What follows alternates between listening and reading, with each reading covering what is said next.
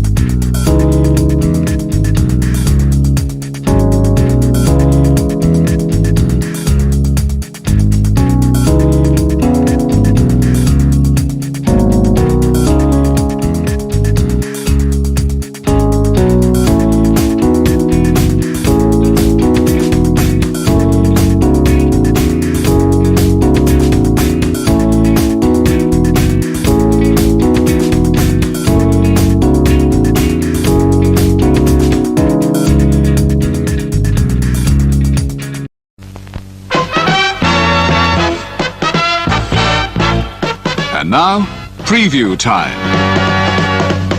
So let's take a look at what's coming your way.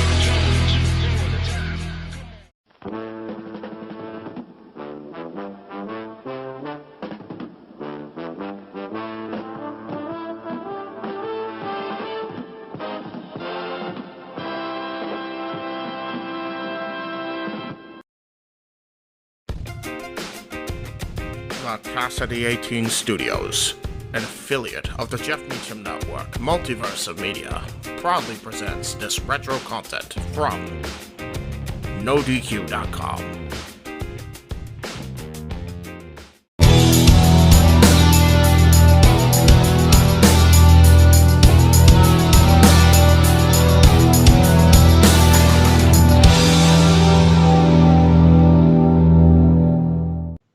Welcome, NoDQ Galaxy, and we are back with a brand new NoDQ review, number 48, and I am Virtue, being joined by the elite panel of Aaron Rift, TJS, and Big G, wearing the classic Fire Virtue shirt. Who cares what it says? It looks awesome, and it's got the NoDQ logo on it. Big G, what's up? I'm doing good. Got a busy week ahead of me, so I am looking forward towards this week's NoDQ review. TJS, Sweet. how you doing, buddy? I'm doing well. My birthday is Friday, 21st. I'm not going to consume any alcohol, though. I will be at a WWE house show in Jonesboro, Arkansas, which was supposed to be the intergender match between Nia Jax and Dean Ambrose. Apparently, that's not on anymore. I wish it was, though, because if it was, I would record it, post it on YouTube, and get tons of views. But it doesn't look like that's happening. Other than that, doing okay. Aaron, how are you, man? A little tired. I just got back from Los Angeles, back in Portland. Literally just made it back in time for us to record the No DQ review at our usual time. My voice is better, fortunately. If you guys saw No DQ Live last night, that was a bit of a difficult endeavor for me, but I'm feeling better, and of course I have you guys to help carry the load, so I'm ready. Let's go ahead and get this started. All right. Well, this past weekend was the Chamber. WWE presents Elimination Chamber. So we had a couple Chamber matches. The first ever female tag team champs are Sasha and Bayley, which, did we all get that one right on here? No, somebody said Nia and Tamina. Okay. So, they didn't close the show. They actually kicked the show off. They were in the hot opener. But for the first time since when? The WWE Championship closed the show. Can you remember the last time it closed a show? A pay-per-view? Anybody? I can't. It's been a couple years. So some interesting things. Ever since. Well, yeah. You know what? It might have been the pay-per-view before SummerSlam 2016 when they created the Universal title. So almost 3 years. Crazy. Yeah. Now, looking at that match, so we know that Kofi Kingston, and we're going to talk about him later, took the place of Mustafa Ali. And I believe they didn't have this plan for Kofi. He was just the alternate. And they were going to do the same underdog story that we're going to do with Ali. We don't know that for sure, hearsay. But interestingly enough, I was kind of hoping we would get Luke Harper or somebody to join Daniel Bryan, and they just didn't do that. We don't get surprises anymore, let's be honest. What did we have this whole Chamber show? Becky showed up, but we all expected it, and she was on crutches, which I did like that segment, by the way. So what is everybody's final thoughts on the Chamber? I gave it a B-, probably lower than you guys. Again, it's not a bad grade. It's not like I'm purposely, because the way they booked some things, I'm going out there saying a D or an F. But to me, Charlotte and Becky did not work, obviously, because of the storyline. They're the hottest thing right now in wrestling with Ronda Rousey, so the fact that they didn't have a match. And, of course, I've kind of been jaded without Roman. I love that hate that he got, and that would be my go-to. And ever since he's been gone, I'm not invested in Brock Lesnar, So it is what it is. So, Big G, final thoughts. Well, I enjoyed it. It entertained me. I enjoyed both Chamber matches. Like, we all figured Sasha and Bayley were going to win, except for poor TJS down there. The WWE Chamber match was good as well. I didn't think Kofi would go the distance. Kind of, threw me off a little bit. And I think I would give it a B, a solid B for the pay-per-view. So a B. What was memorable? Anything memorable to you that you'll remember next year around Chamber? Just besides the Becky thing, that's about it. And maybe Sasha and Bayley, because they're technically the first women tag team champion. So that's something memorable. But TJS, what do you think? Well, I'm surprised that when Nia ran through the glass of the damn Chamber didn't slip up. But I thought it was a pretty good show. But as far as memorable moments go, I really can't think of any, because in the WWE title Chamber match, I felt like that didn't even really feel like a Chamber match. They hardly used the cage other than some climbing on it, and in the pot, I guess they used it a bit, but I was just expecting more big spots, I guess. But I guess with this new structure, we don't really get that. It's more safe, and it's more like the six-pack challenge cage match. There's no grate on the outside anymore. And I felt like this match was really oriented towards a singles match between Daniel Bryan and Kofi, because the eliminations were very quick. Joe got eliminated almost immediately, I think before Orton even got in there. And I kind of had higher expectations for this, and I expected it to be better than what it was. I feel like the Fastlane match, which we'll get to, I'm just not sure what they can do that we haven't seen already. And it's like Virtue said, though. I think Kofi Kingston is just substituting for Mustafa Ali. I thought that from the beginning when he had the gauntlet match. But the thing is, people are saying, "Oh, Kofi's so great." We know he's been great. Oh, we will talk about that. Absolutely. I'm gonna put you on pause for. I'm gonna put you on pause for a minute. Aaron, I thought that Becky was memorable because for the first time, I've been so no, she's not Stone Cold, right? Right. And I've compared her more to CM Punk. When I saw her walking out in the crutches, hobbling, and then all of a sudden she just got in and just started wailing Charlotte with the crutch. Finally, for the first time, I was like, all right, they're unleashing her. And I don't know why they had to wait so long, in my opinion. So that was memorable. Becky Lynch, not even in a match, was the most memorable thing, in my opinion, not Kofi, of this chamber match. So, Aaron? Well, I definitely thought that was a memorable segment, although I did have the issue with Ronda just being a complete moron where she turned her back to Becky. Why would she do that? So besides that, I thought it was a good segment. I thought the chamber matches were good, but like TGS said, maybe they could have been a little bit more extreme like the older matches. It definitely felt a bit watered down.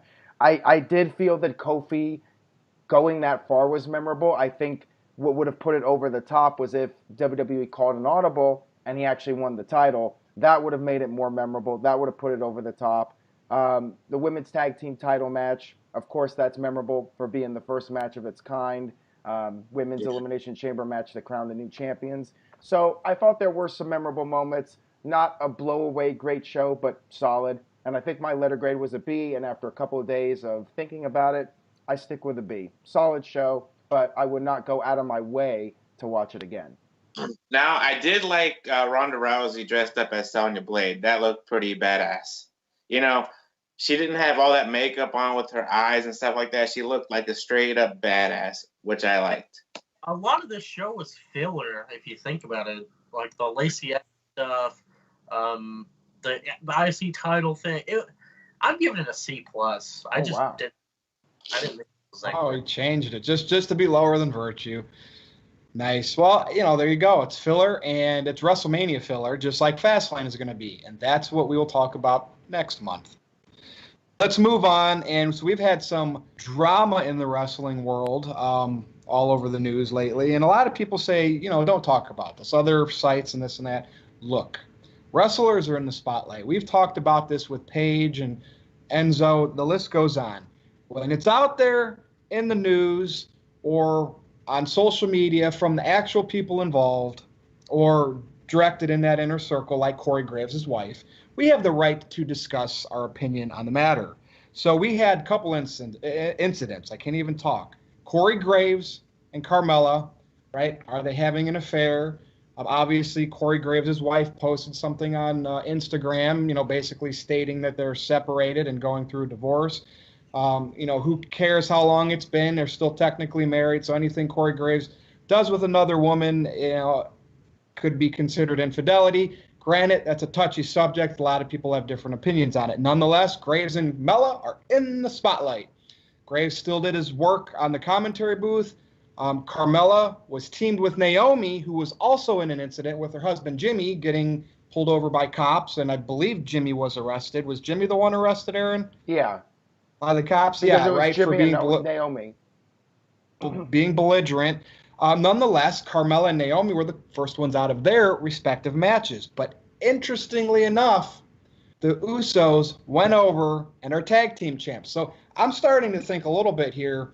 If you're big enough of a star, and of course, are the Usos leaving WWE? Everybody is these days. Vince McMahon might play that, the spotlight's on. I know Jimmy did something bad, but we're going to put the titles on the Usos. I think WWE is being very reactionary lately to anything not with negative media, but involving AEW rumors. So, Aaron, I want to start with you on these two situations and my point that I think Vince pulled the trigger on the Usos, and it might not have necessarily been planned. I feel like the Usos winning the tag team titles is just a way to make them happy and convince them to stay with the company. There's been the report that their contracts are up the end of April or whenever, pretty soon, right? So for them to win the titles, I feel like that's a sign that WWE wants to keep them around and will do whatever it takes. I mean, those guys, if they went to AEW, there's a lot of great tag teams they can compete with, like the Young Bucks. And I feel like they would be a real asset to AEW, and AEW has made a big deal out of trying to have a strong tag team division. The Young Bucks put an emphasis on the tag team division. So yeah, I think WWE is definitely reacting to All Elite Wrestling, and they're doing whatever they can to make the disgruntled talents or the talents with contracts coming up soon as happy as possible. It'll be interesting to see what happens if the Usos stick around, if that push will be sustained, or if once they're locked into a new deal, will WWE just give up on them again and then push the next team that is set to have their contracts expire. So time will tell, but the Usos are great. I think WWE should try to keep them despite the stuff going on with their personal lives. You know, they're still excellent performers, two of the best guys in the company. So, yeah, I mean, I would do whatever it takes. And well, Aaron, this happened despite the negative news of Jimmy and Naomi. They still went over. So that just shows you is Vince maybe in panic mode a little bit. Or maybe the incident with Jimmy Uso and Naomi was blown out of proportion, and maybe he just got heated to the police officer and things were just, you know. Yeah. Well, he went to jail either way. Right, he did. So That's right. Who knows what happened with that? We don't really know all the details about it, and maybe it just wasn't as big of a deal as you might think on the surface. Maybe there was more to it that we don't know about.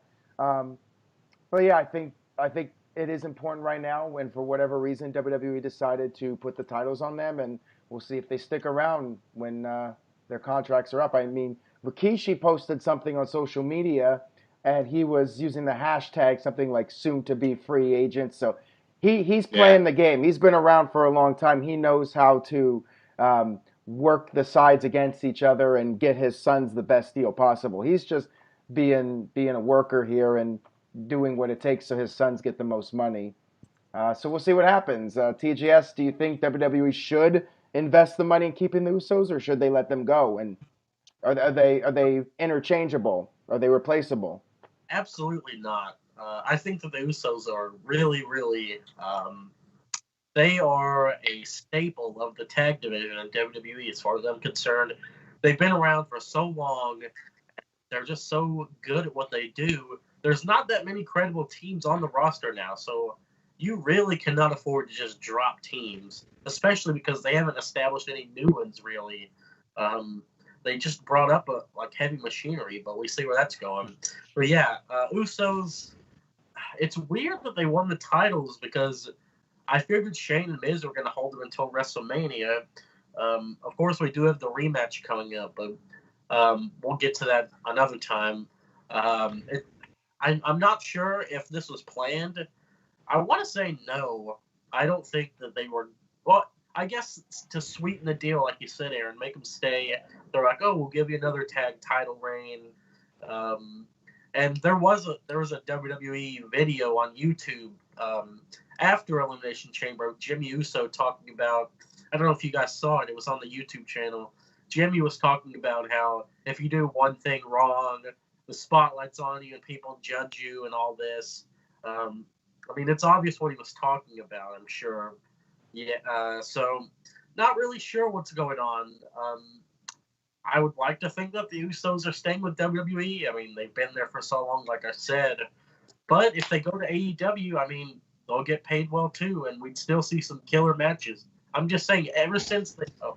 Yeah, I just wanted to add, maybe the idea under normal circumstances would be, hey, you're winning the tag team titles. That means you're going to get more TV time. That's not necessarily the case. I mean, who's the U.S. champion right now?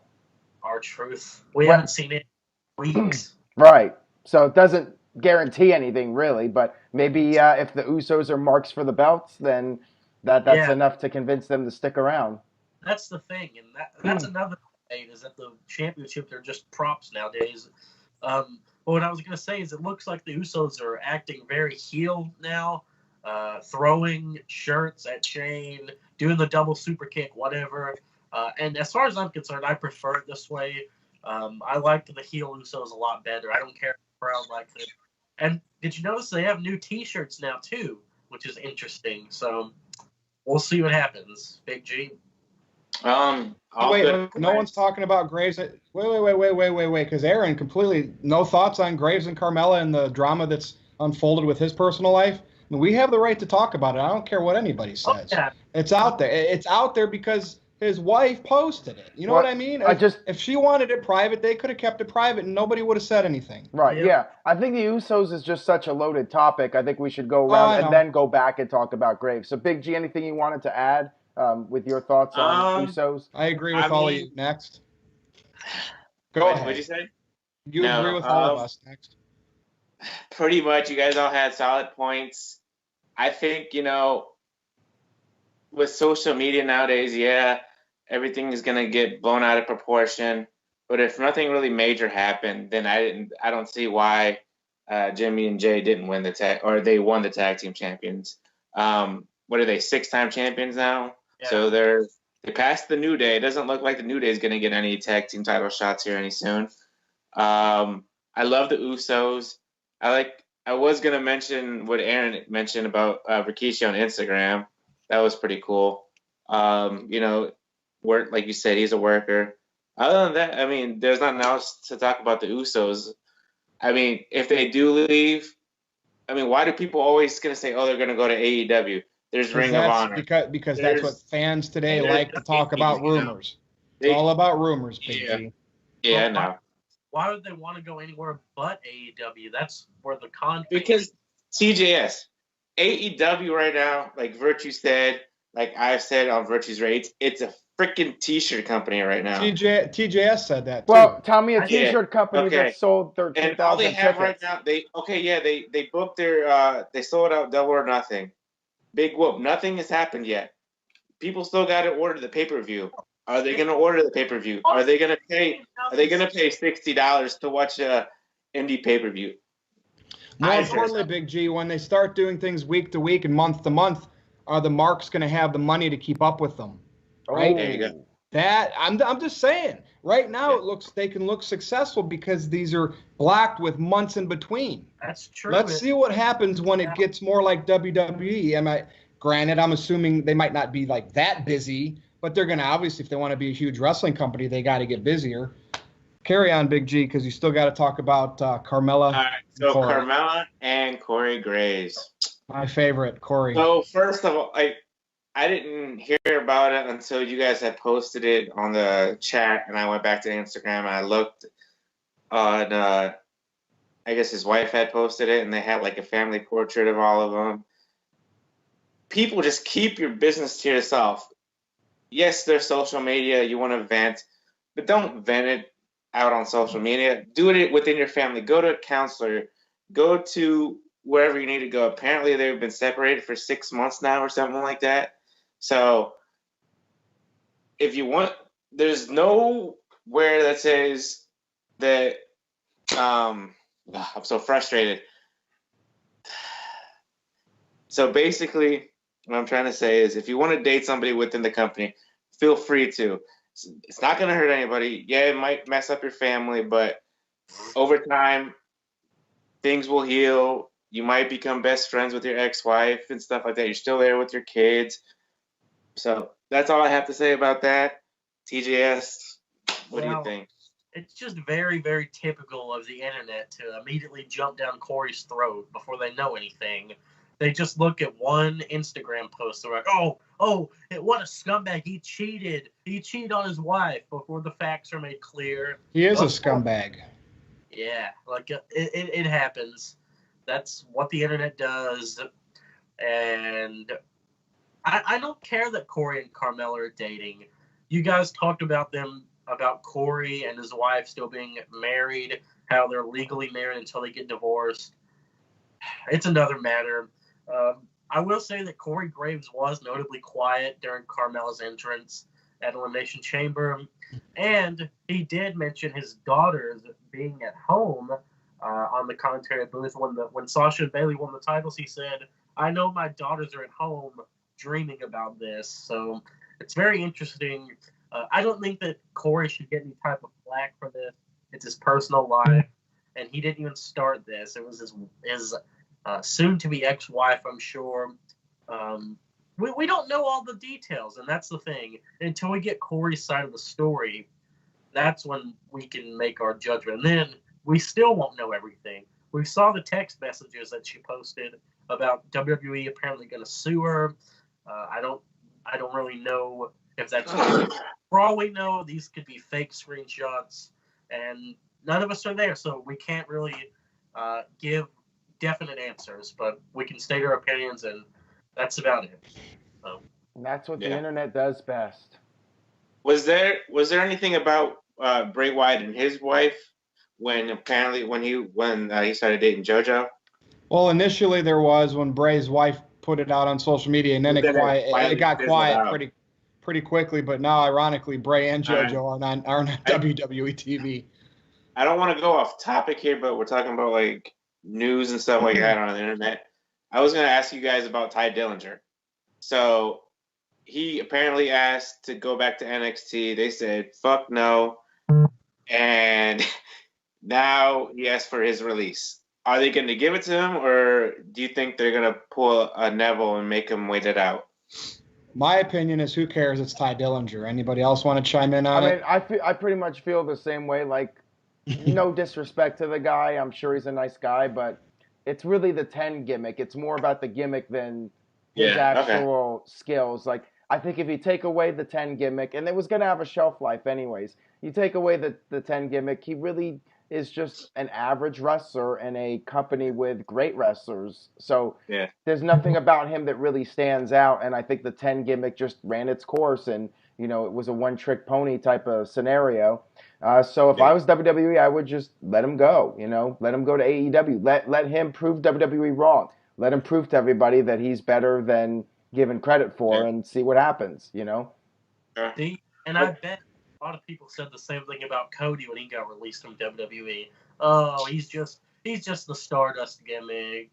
Oh, he'll never be anything, which I believe that too, guys. And I still don't think Cody's anything. Well, I said Cody was going to be a whole bunch of good stuff on the indies, and that's on the old NoDQ.com page, by the way. I always thought Cody had some talent and had some potential, and I think there were people that were high on the guy, especially during that period when he was doing the mustache and the broken Cody Rhodes with the face mask and everything. He was showing some potential. I'll give him credit. But I guess that's a lot more character than what Dillinger has.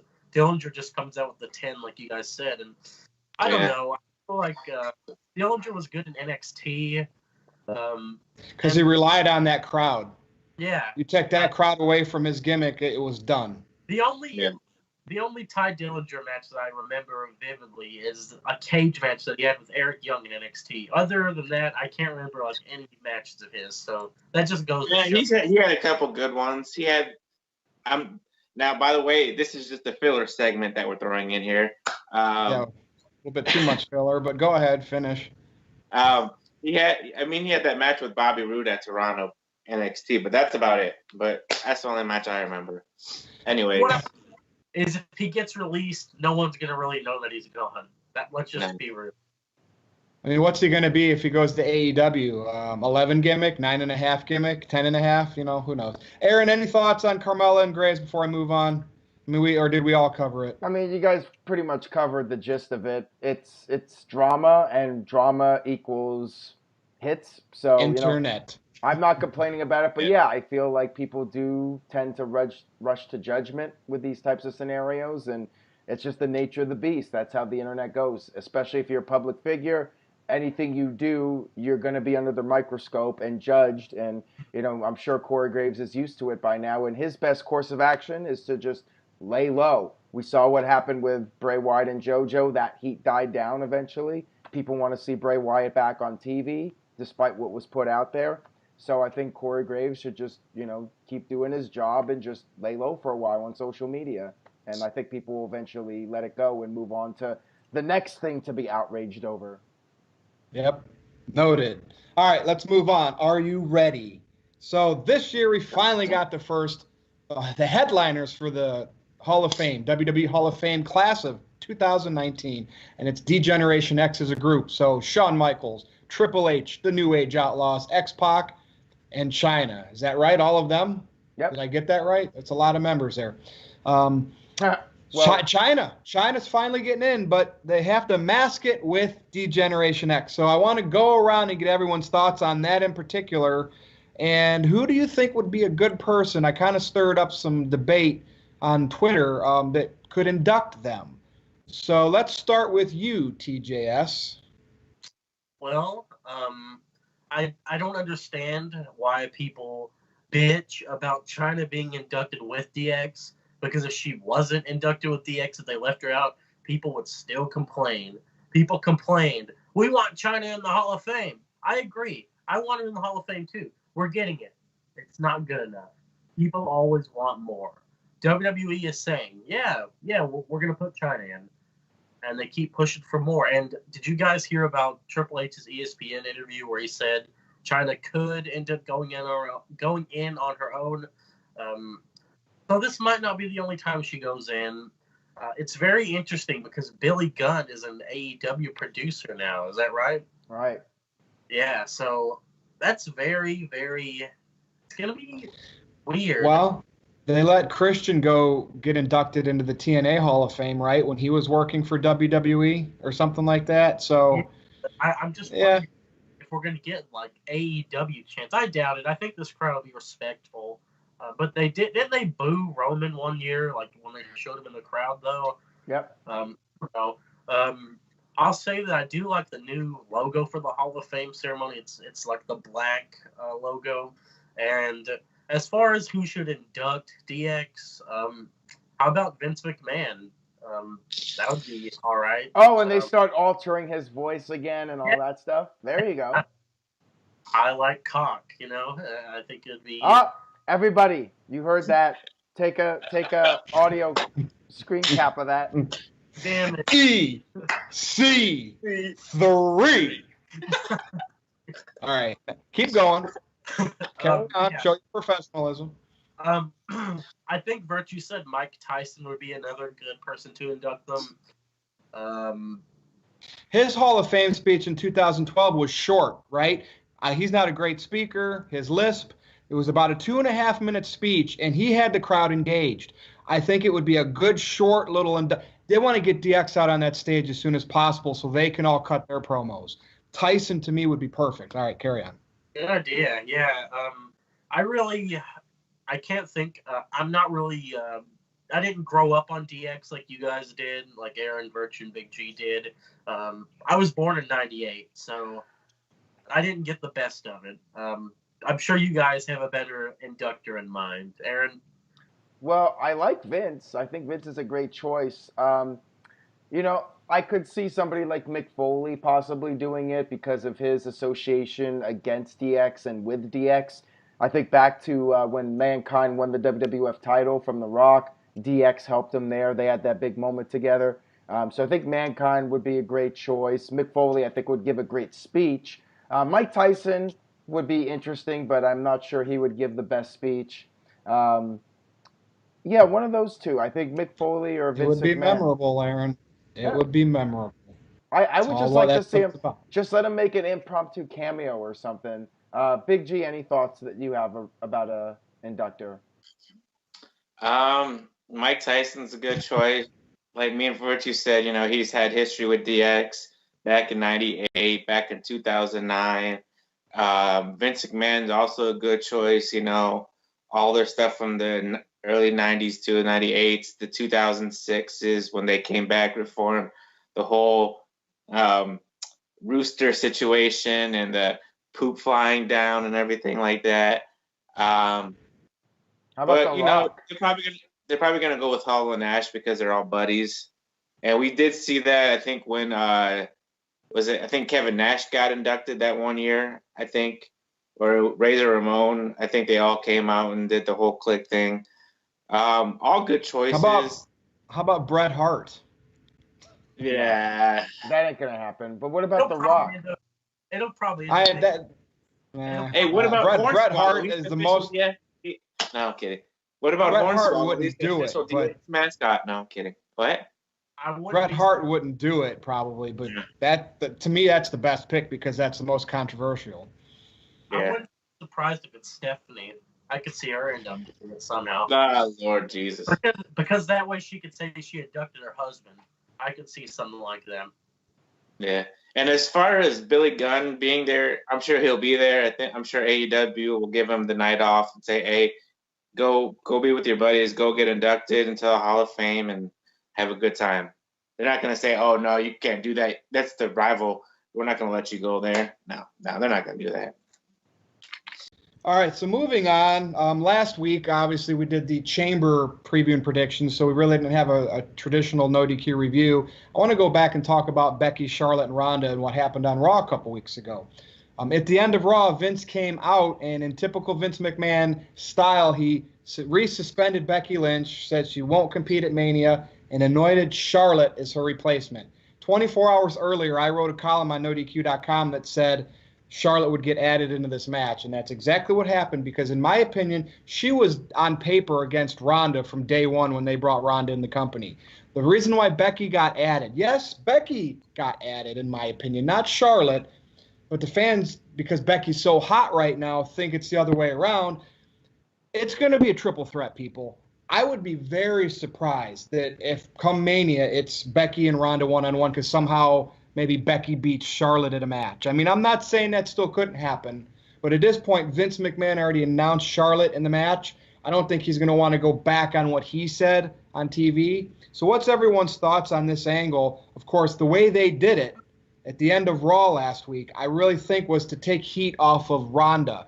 Ronda was one-on-one against Becky. People love Becky. Ronda was getting booed. She was getting flustered giving her promos.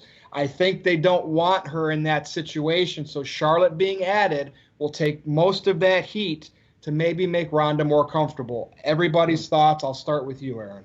Well, I just think it's being done to give Charlotte the rub. The triple threat match has been teased for several months now. TLC ended with Charlotte and Becky both being attacked by Ronda. And of course, we go back to Survivor Series with Ronda and Charlotte. So there's history with all three of them intertwined together. So yeah, I mean, it does make sense. I said this before. I think a one-on-one match is stronger, but I get the triple threat. And Charlotte does get the rub. And quite frankly, there's no indication that WWE is going to do Charlotte versus Asuka. Let's face it, Asuka lost to friggin' Mandy Rose this week. So, yeah, I think the SmackDown Women's title is basically, like TJS said earlier, it's essentially a prop at this point. Ronda's the main event, probably going to be the match that closes the show. So why not give both Becky and Charlotte the rub in the main event?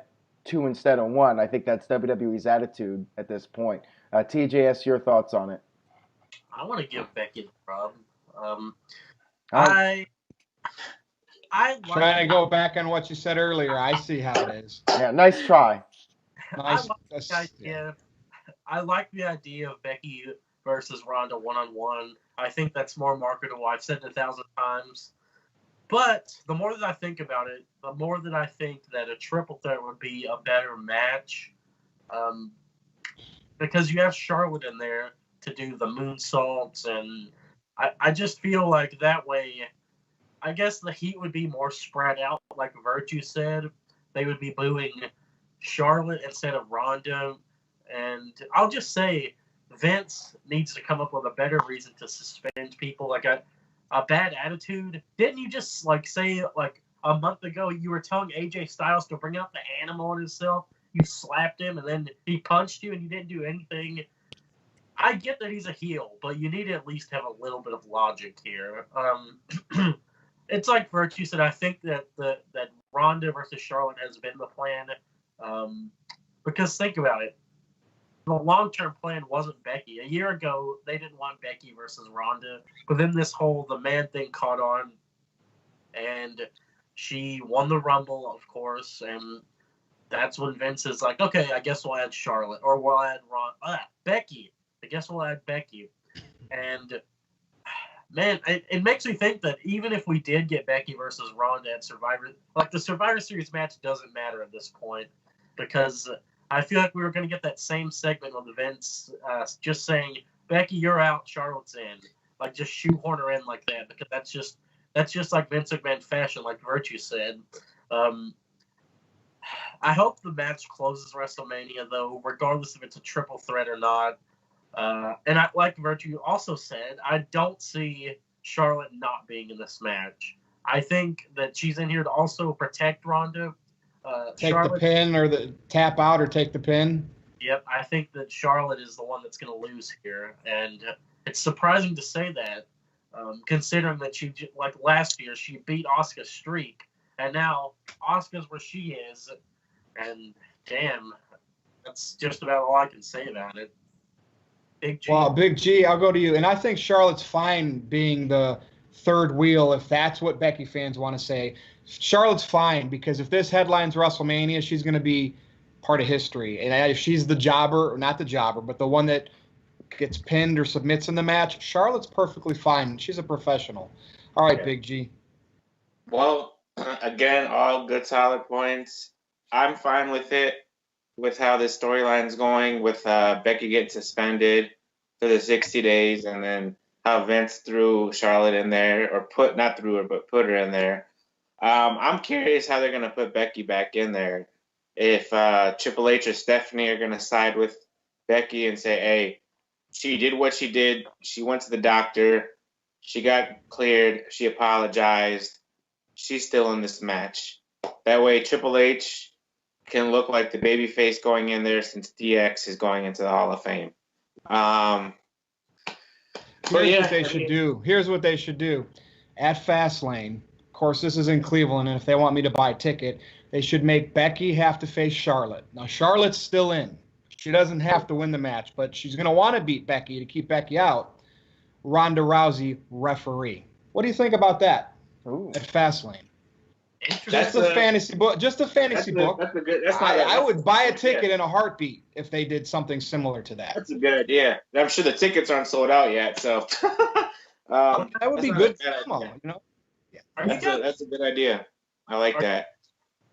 Are you guys getting tired of Becky showing up every week, though? It's kind of like the same thing. She comes from the crowd, and then it's like, oh, wow, how do we... Well, I'm fine with it. Actually, not. I'm not, TJ. I feel like we don't see her enough. Because you don't know. I mean, yeah, she's going to show up when when Charlotte or Ronda are there, but, you know, will she show up? Won't she show up, you know? So, this week, she didn't show up at all. So, you know, they're trying to play it to where it's not every single week, but it could be every other week, every 2 weeks, you know, not just to say, okay, she's coming every week and then it burns out, it fizzles out. So I'm fine with it. I'm cool with it. I said my piece. I would like to see something to where Becky just doesn't leave like she does when the security's like, okay, gotta go, Becky. She's just like, oh, okay. I want to see her fight the security, not punch her. I want to see them have to handcuff her or tase her or whatever to just make her leave. Wait, carry her out. Taser? That's man on woman violence with a taser. Yeah, female police officers. I don't care what you gotta do. Just make Becky look less soft. I mean, just having her just okay, I've done enough, and then just leaves. I don't know. And by the way, Charlotte is in this match, in the WrestleMania match, because we're the authority, and that's what we want. Well, I mean, as long as Becky beats Ronda to win the title, see, I think Ronda should be taking the fall, not Charlotte. As long as Becky beats Ronda at WrestleMania, I'm fine with the triple threat. I think doing it a different way is a cop-out. As long as Becky gets the title by beating Ronda, I like it. And you can always set up another Becky versus Charlotte match in that regard. Fans that want that ending are going to get Ronda retaining because the 4 Horsewomen MMA save her ass. And then all of a sudden Becky gets nothing. I'm just saying, that's why I think WWE does the things they do. They must have some people that just look at what fans demand and just completely go the opposite direction. But, I mean, that's been happening for quite some time. It's like those surveys they send out, what did you think about this? Or what do you want to happen? And it's okay, let's do the opposite. So maybe we should answer the surveys with, we want to see Jinder Mahal in the WWE title match. That's a good point. You know. Jinder who? Interesting. And, you know, another good idea for me, in my opinion, I mean, you know, I'm against the Stone Cold comparison, but if WWE really wants to cater to what the fans are thinking, I know they've had some indifferences with Stone Cold for a little bit here, but bring Stone Cold's podcast back on the network heading into Mania season here and have him interview Becky. There you go. That would be Huge. Another great idea by Virtue that would get the fans more invested. All right, let's move on. This is kind of a double topic here because Double or Nothing, All Elite Wrestling sold out in what, 4 minutes? Is that a rumor or is that official? Okay. In Las Vegas. Jericho, kayfabe Jericho, is taking credit for it. I love that. Jericho's awesome. But I want to parlay this into WWE is being so reactionary to anything All Elite Wrestling. And why do I say that? Because we hear all of these rumors like we talked about. You know, the Revival, we're leaving, or we want released. They win the tag titles. Uso rumors, they win the tag titles, despite Jimmy that same week getting arrested, you know. And all of a sudden, it just seems like WWE's reactionary to this niche fan base of indie wrestling that's flocking around All Elite Wrestling. And why do I say that? Because this past week on Monday Night Raw and on SmackDown, they brought up NXT talent. So not only the top stars, more or less. I mean, we didn't get Adam Cole. We didn't get Velveteen Dream, like, you know, that fake picture on the internet suggested. But the DIY, Aleister Black, Ricochet, right? And they won every one of their matches. They were all booked over the main roster. A, you're burying your main roster. B, you're burying the NXT talents you already brought up that you're not using. So to me, something happened. Someone convinced Vince McMahon, probably Triple H, we need to react. We need to make these All Elite Wrestling fans flock back to think that we're changing the game. So, Aaron, I want to start with you. I think it's utter bullshit that all of the NXT wrestlers went over the last 2 days. If they would have maybe half went over and half were close but no cigar, maybe some interference to protect, you know, the fact that they all went over just buried the main roster talent on top of where's EC3? I mean, yeah, Lacey Evans is walking, you know, to the ring and back and whatever. Heavy Machinery, they're not. Eric Young, all these NXT talents that are already there not being utilized properly. What the hell, Aaron? Yeah, I don't know what to tell you on this other than WWE just is feeling desperate and they're trying to shake things up any way they can. And if that means bringing in more NXT guys, then that's what they're going to do. But yeah, it definitely feels like hot shotting, and it feels like it's maybe not necessary. I mean, I think there's other ways to get the numbers back up, and I think they're just looking for the quick fix. And the quick fix is just going to make things worse, not better, as far as I'm concerned. You already have an overcrowded roster, and like you said, it's a niche fan base, and I'm not even sure that the NXT guys are going to create this water cooler effect. Like, I don't think you're going to have casual fans saying, oh my God, you got to check out these new guys. We saw in Lafayette that they barely reacted to these guys. Now, granted, the reaction was better in New Orleans, so maybe Lafayette was just a bad town. But I could see a lot of casual fans just watching and being like, okay, yeah, a couple new guys, yeah, they're cool, whatever. But I don't know if it's gonna like lead to the numbers skyrocketing and all of a sudden WWE is gonna be drawing 3 million people again for Raw. I don't know if that's gonna be the case or not. Were Raw ratings out yet? Because I know with Monday being President's Day or whatever it was, they weren't out on Tuesday. Have you got Raw ratings this week yet? I have not seen them, but I will look it up right now. Okay. So we'll pass it to Big G. Well, like I said yesterday, and I think even Aaron said this, you know, I think they're showcasing the NXT stars to the bigger crowds, you know, because once SmackDown goes to Fox, I'm sure NXT will go to FS1. That's possible. I'm not too sure. I'm not 100%. Or I was thinking they brought up these NXT guys to Raw and SmackDown and said to the main roster guys, you know, who were thinking about leaving, hey, if you're thinking about leaving, we'll replace you with these guys. So, and I mean, Aleister Black beat Elias. Elias, okay, he hasn't done much. DIY beat the Revival. Like I said yesterday, they had matches back in NXT, so they had some kind of history. Same, and then Ricochet and Finn Balor beat Leo Rush and Finn Balor. Or not Finn Balor, Bobby Lashley. So a little bit of history with all the matches and stuff like that. But like Aaron said on NoDQ Live the past couple of days, Why couldn't you have them beat jobbers? Like Apollo Crews, people that we don't care about, or Jinder Mahal. Right. People that we don't see. You could have had DIY beat Rhino and Heath Slater. Tag teams we don't see. Primo and Epico. You could have had Eric Young was on TV. You could have had Sanity versus DIY. People like that, but. Or you could have beat the NXT, or you could have beat the NXT teams and matches that went down to the wire that could have went either way, and then it's not quite there yet. Build. Yeah. You know what I mean? They just don't think that way. They think you got to win matches to get over. Yeah, absolutely. Well, that's all I have to say about it. Okay, so before TGS goes, first hour did over 3 million viewers, just over 3 million viewers. Second hour did 2.840 million, and then the third hour was down to 2.427 million. So this tells me that there was interest coming off of Elimination Chamber. People tuned in to see the fallout for it. However, the numbers going down indicate that people lost interest as the show went on, and Triple H did come out at the beginning and stated new NXT guys are showing up. So take that for what you will. We'll see how next week's rating is, because if there's positive buzz from like Ricochet, then next week's number theoretically should go up, right? Because people are saying, hey, you got to check out this guy Ricochet. He's unbelievable. They're going to be in Atlanta next week, in Charlotte, North Carolina. So those are two big wrestling towns. So right. It's also going to be hard to judge because I think Ric Flair might bring in some more viewers for next week out of nostalgia. Yeah. So we'll see. And Mania season draws a little bit more. So, they're covered. Bringing NXT people up right now, their asses are covered. They got Mania season ratings.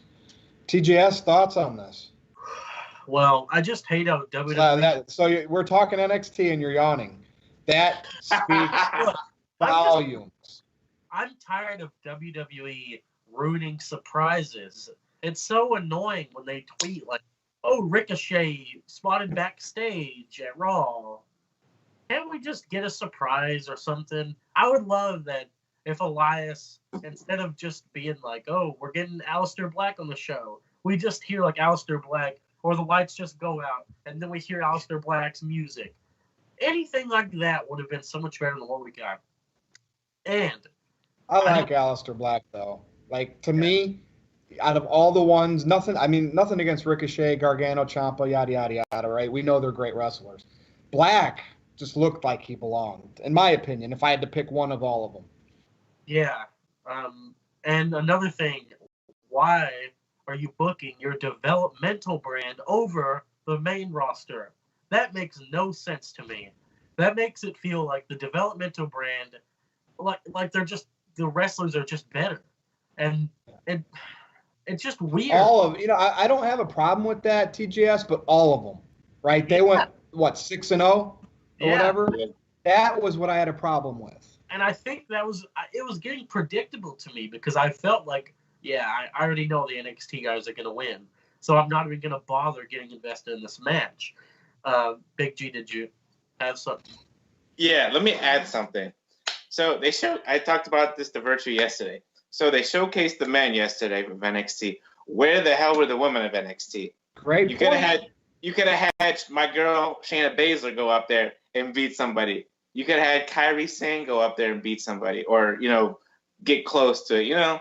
Something like that. Have two guys on Raw and two females on Raw, 2 on SmackDown, 2 on SmackDown as well. But no, they got to showcase the men. Where are the women? If it's all about the women's evolution, just saying. I think a lot to do with that, Big G, in my opinion, is the fact that right now for the females, they're focused on Ronda, Charlotte, Becky. So they probably said, we're not bringing, any more women around right now. You know what I mean? Yeah. My opinion. If I had to make up a reason why. I don't know. And I know that Monday's crowd kind of sucked, but I don't think that it helped that instead of giving longer video packages to these NXT guys telling the story of them, we're getting Brock Lesnar video packages. Why? Why are we doing that? Because are we gonna forget that Brock exists? I feel like if you would have told the story about Aleister Black a little bit more, or just told them about Ciampa and Gargano or something like that, maybe they would have been more invested. But it's like the casuals don't know who the hell these people are. And why do you want to give a Brock Lesnar story? We know who this is. It's just annoying. And like I said, with the developmental guys going over, it's like they don't belong in developmental. They belong on the main roster. But now they're going to go back to NXT, and I bet that they're going to lose matches there in NXT. So it's going to be like, wait, they beat the main roster guys, but they can't beat some other people in developmental. It's just confusing. Right. You know what? This brings up the age-old question. At some point, stop calling NXT developmental. Just call it its own brand, like an indie brand. And maybe that's the direction. Yeah, so maybe we do have to give more time with this. And see where this leads to, you know? Yeah, one more thing. You guys heard that the women's tag titles are going to be defended to NXT also. Raw, SmackDown, NXT. So are you implying that the main roster's on the same level as NXT if they get to defend the titles down there? Maybe that's the You know, plan. interestingly enough, also on the old NoDQ site here, I got to see if I can pull those old columns up. I wrote NXT should be a third brand. This was like 2 years ago, intertwined with Raw and SmackDown. Yet I say it's, I don't know. I mean, I'll see if I can dig that up and post it as a from the vault.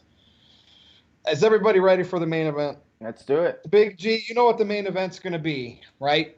Yes, I do. I'll let you kick it off with bringing up your thoughts on Kofi's push. I want to go last. So go ahead. So now we have this thing, hashtag Kofi Mania. Kofi Kingston, he's been with the company for over a decade now. He's won every single championship but the WWE championship. So why now do they push him?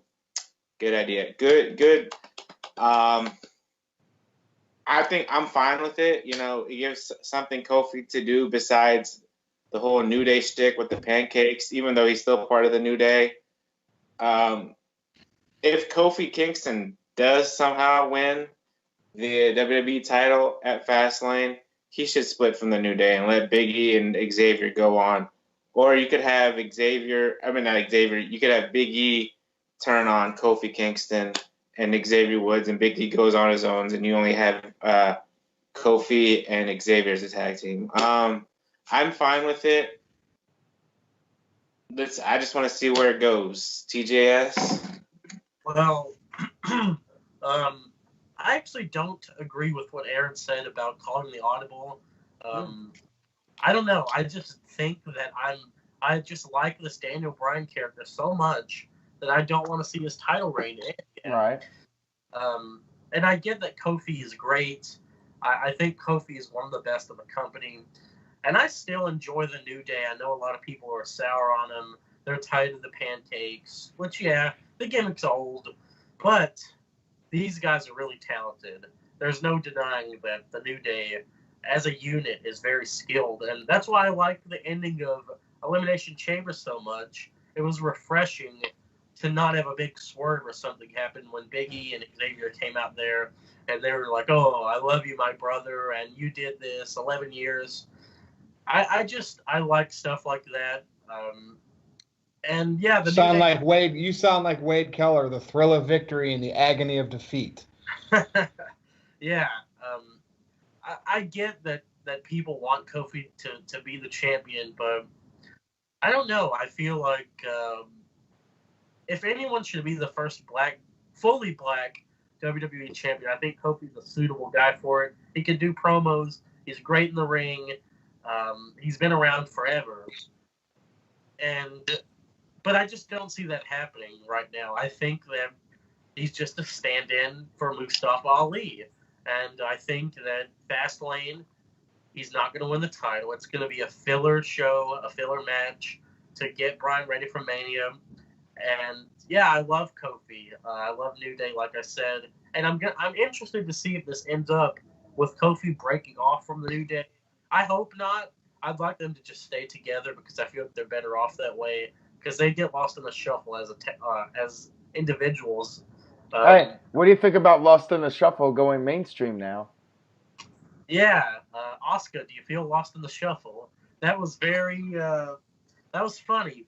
WWE is going to start saying it, I bet. Like, the commentators are going to be like, Oscar has felt lost in the shuffle as of late. And they're going to say things like, it is what it is. That's the next thing that they'll steal. Right. But yeah, I love Kofi, but I don't see this going anywhere. I think he has a glass ceiling to summarize it. Yeah, I mean, I think that Kofi winning the title at Elimination Chamber would have been a memorable moment. I think that would have put the show over the top for me. And you look back at some of the classic title victories, like Mankind winning the title. That was pretty much out of nowhere, and WWE just went off of the momentum. Mankind had the momentum, and it was a big moment, and we remember it to this day. Timing is everything. And I think sometimes you just have to go with the momentum when it's hot and change course a little bit if there's the momentum.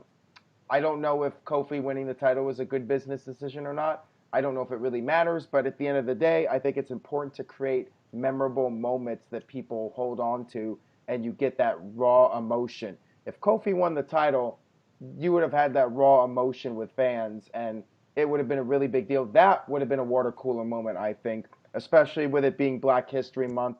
I think WWE would have gotten a ton of positive publicity for that, and that's what they're all about too. So I am a little surprised they didn't do it because, you know, that kind of publicity would be great for them, and it would have been a really good feel-good moment.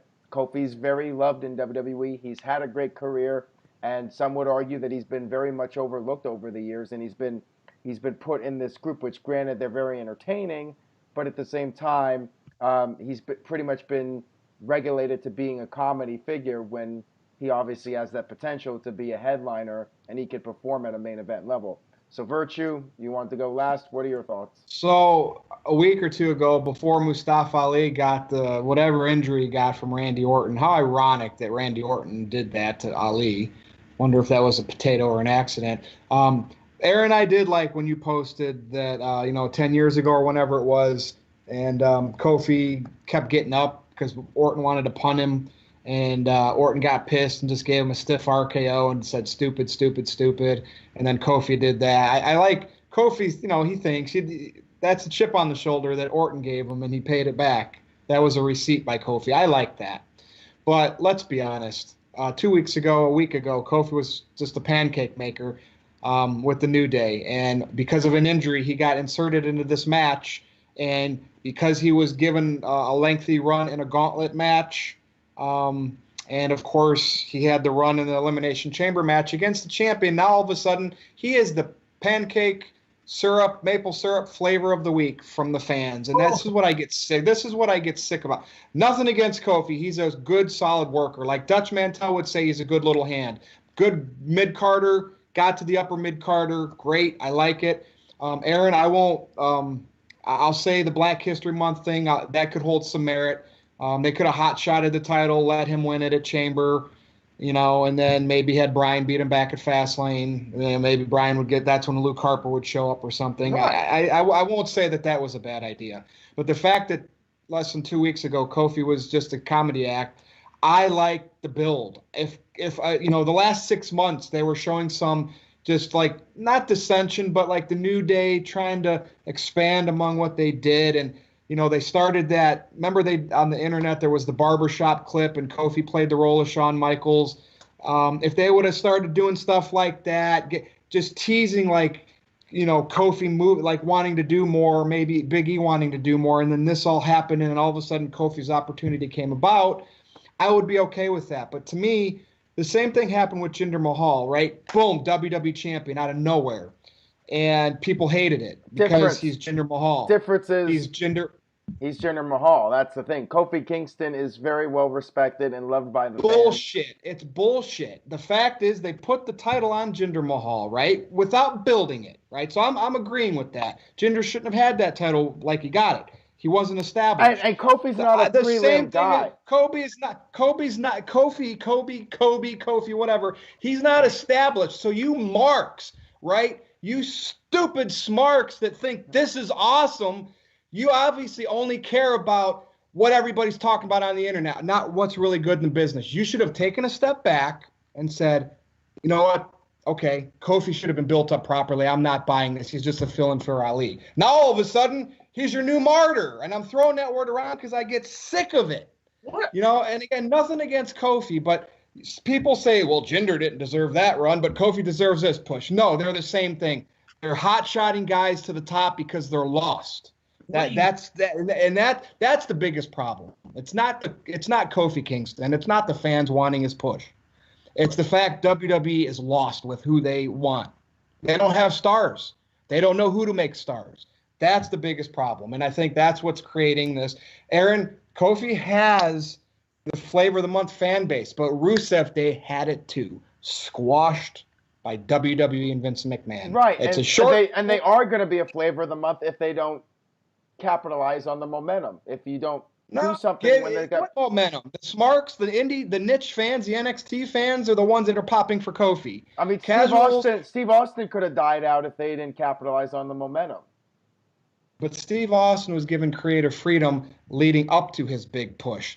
Kofi was just thrown in there. That's my biggest problem. So it's all going to WWE creative and the way they present things. That's where I get pissed at. And I know the fans don't see much that they can enjoy. And when they get something like Kofi, they just grasp onto it so hard it annoys me because it just keeps reminding me of we shouldn't feel this way. WWE should be compelling all the time.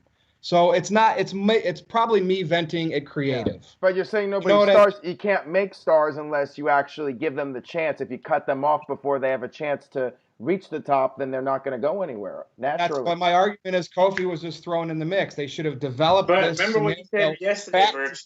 Last summer, they should have started this thread with Kofi, and then it would have came to fruition now. Planning. They could do that. Vince Russo used to plan.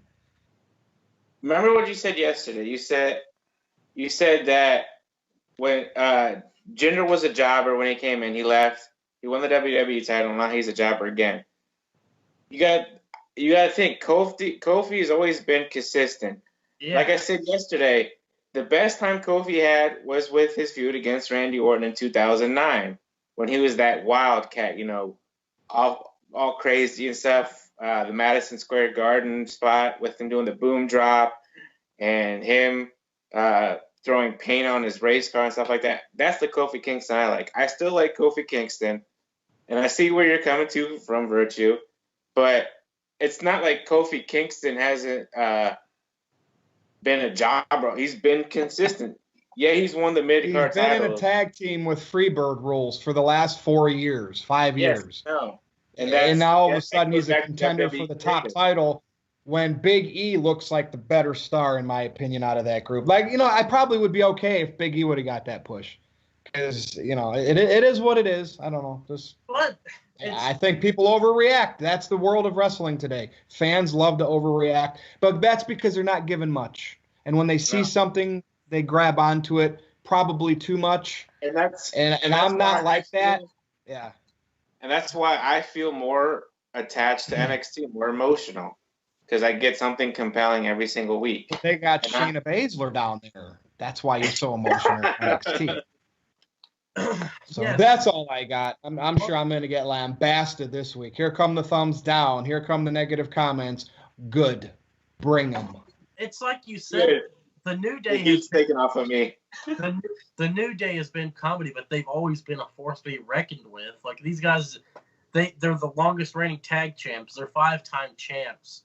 They always do something good in the Rumble. They were in the Money in the Bank matches. It's not like they were under the radar like Jinder was, like Big G said. Jinder just popped up and then won the title.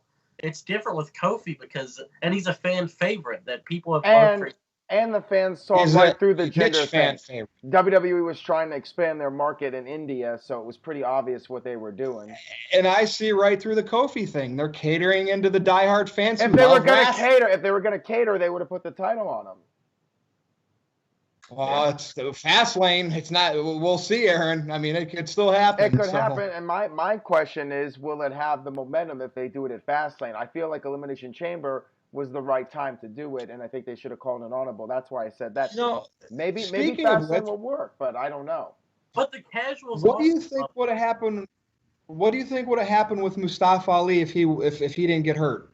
We wouldn't be talking about Kofi. But literally, that's the Kofi took his place. He's not as big as Mustafa. He's not big as Kofi. What do you think would have happened with him? Mustafa Ali doesn't have the history that Kofi has. Fans have a lot of people that are young adults right now grew up on Kofi Kingston, and they've seen him grind for all these years.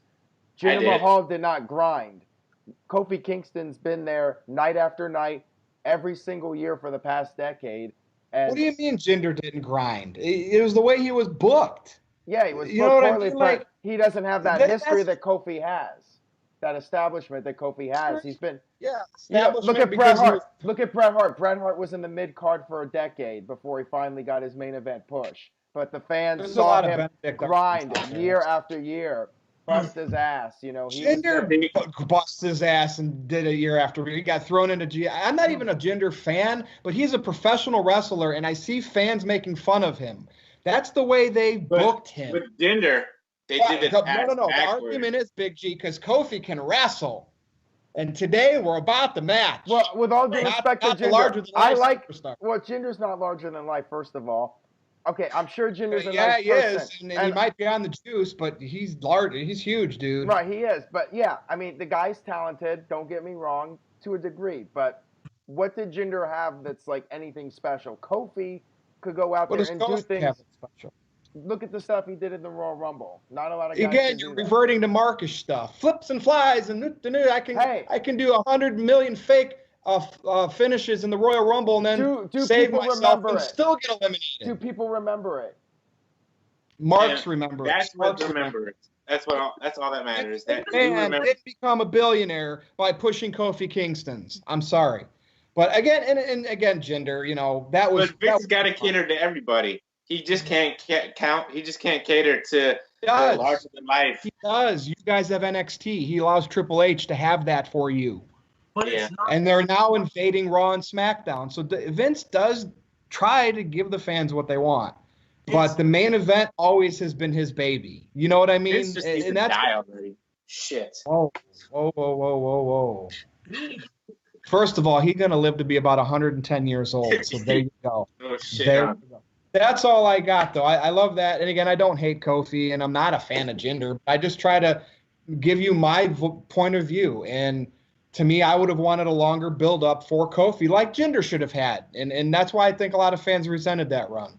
So I always pinpoint it to WWE writing and booking. And I would be invested in Kofi right now if they could have at least slowly started this, maybe even back to the fall. You know what I mean? But I think the difference is you look at Jinder, and when he won the WWE title, you have to think back and say to yourself, what did Jinder do that was entertaining for a decade? Not much. BMB, which was the New Day before the New Day. Tell me a great Jinder Mahal moment. I'll wait. When he got released. See, if you won the U.S. title first and then the WWE title, then it could have been a different story. You know, a bunch of fake false eliminations in the Rumble, and he saved himself only to get eliminated anyway. Yeah, he had some mid-card titles, the little feud with Orton. But, again, they booked him to be a strong mid-card, upper mid-card talent. Jinder, they booked like crap since he came into the company. So there you go. I hate when people pinpoint the talent, right? Anybody can be a star. If they would have put somebody else in CM Punk's spot that could shoot promo, chances are they would have got over as a martyr too, right? Maybe. But they put Punk in that spot. No, most I didn't say it. Some guys have something called presence that not everybody has. It's not just the casuals. What presence does Kofi have? Pancakes? Here, pancakes. It's just it's a lot of Benedict Arnold. Everybody keeps reverting back to memorable moments. What did Kofi do? What did Jinder do? And then their argument about Kofi is he can wrestle. He can go and do unique things in the ring. And wrestling sucks today. I mean, it really does. And that's why I do what I do. That's why I like Roman and Charlotte. And again, I've always, Big G, did I not tell you this? I don't know if I told you this or it was somebody else. When I started watching wrestling in the 80s, I was drawn to the heels. I was drawn to Roddy Piper, right? I was drawn to Andre. What difference is it today that I like the wrestlers that nobody else likes?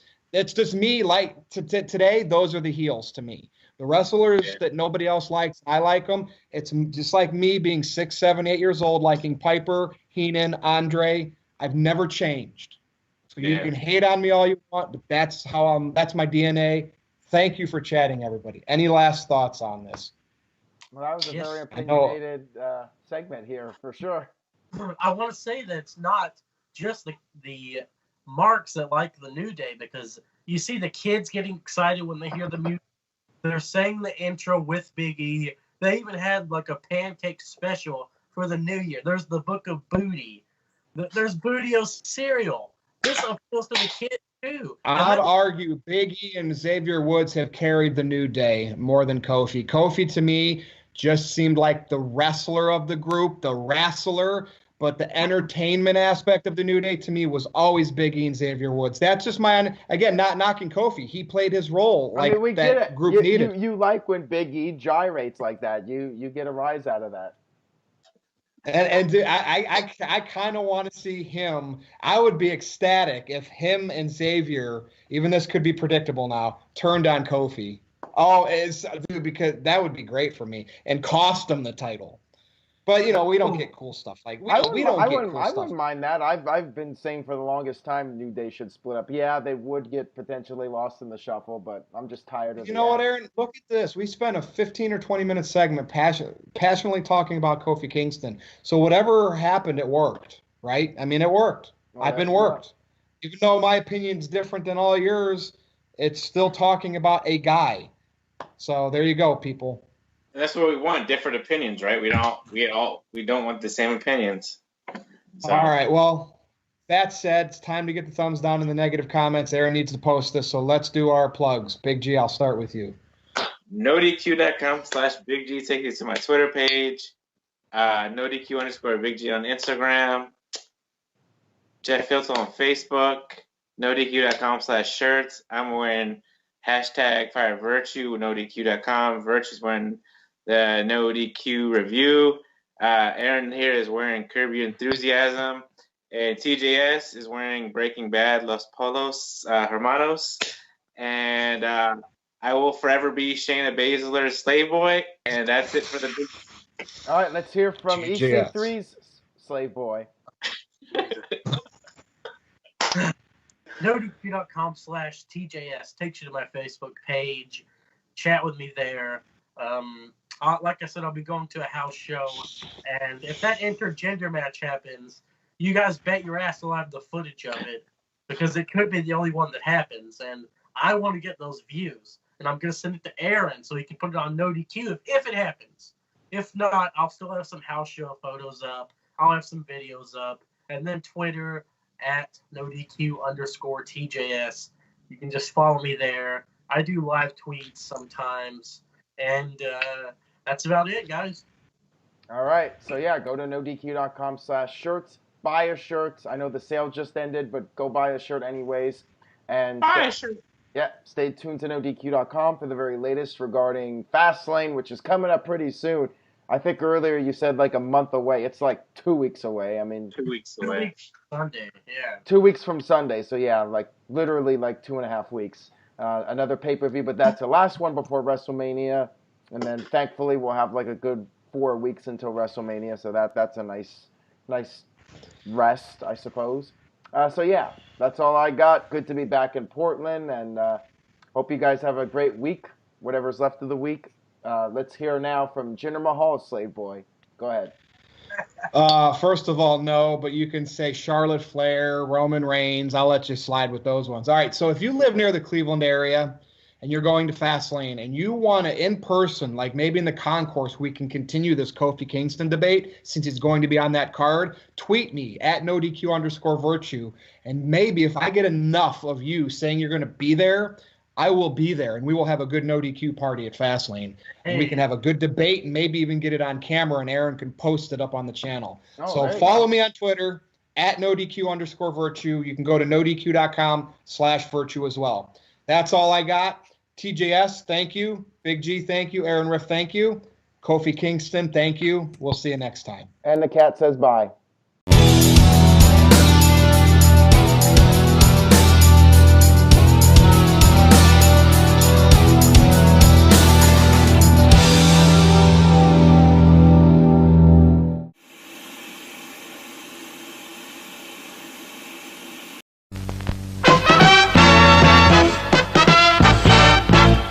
And now, preview time.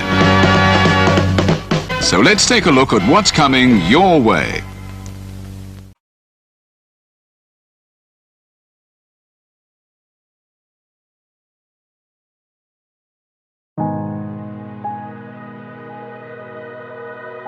Gary Hebert, the man, the myth, the legend. I was amazed, and I was looking to become a better skater myself, and I wanted to be like Gary. When you look at a guy like this, he's one of the most talented people in his profession. He's been given gifts by God. It can get frustrating at times when you're trying things that, that maybe don't come as quickly to you as other things. And, you never really felt that sense of frustration with Gary. It was always about improvement and positive reinforcement. Was it really the end? Was that head injury really the end? God has called Gary to continue to be a blessing to others and to be a passionate example. My name is Gary Hebert. This is the World Academy of Hockey, otherwise known as the Inside Edge. I would recommend anybody that have a chance to come to his hockey school. I think it'd be well worth it. It'd be rewarding to all the kids and anyone he coaches, from whether it's an adult, a professional player, to a little kid like a mite or a squirt. Gary, from day one, has been instrumental to my hockey career. I started out as a potential Division III player, and Gary brought me single-handedly through high school and into a top Division I prospect. I owe it all to Gary, the biggest legend on and off ice there's ever been. Listen, watch, learn, be confident, and have faith. Those are the answers I was brought to. Yet, I only now am really learning how truly important those 5 things are. Through preparation, through appropriate thoughtfulness and thinking, we can learn to untie the typical knots between our ears that drive us into underachievement and underperformance. And lo and behold, we can learn, I think, to fulfill our God-given potential. Gary has the innate ability to make people not only better players, but better people. The life lessons they learn from Gary are incredible. I can always remember leaving that rink knowing as a player I got better, or I had something to improve on to get better. And I think that's what you excelled on as a coach, is giving us the knowledge to know what we needed to do to get better. There's coaches who know the game, but can you communicate and create passion in your kids and in your players? And Gary's able to do that. Gary's got great knowledge and great hands, but more importantly, his ability to connect with people and care for them. His communication skills, to me, really stand out and separate him, and that's why he's one of the best, in the world. Gary's a legend. He's a special, special man.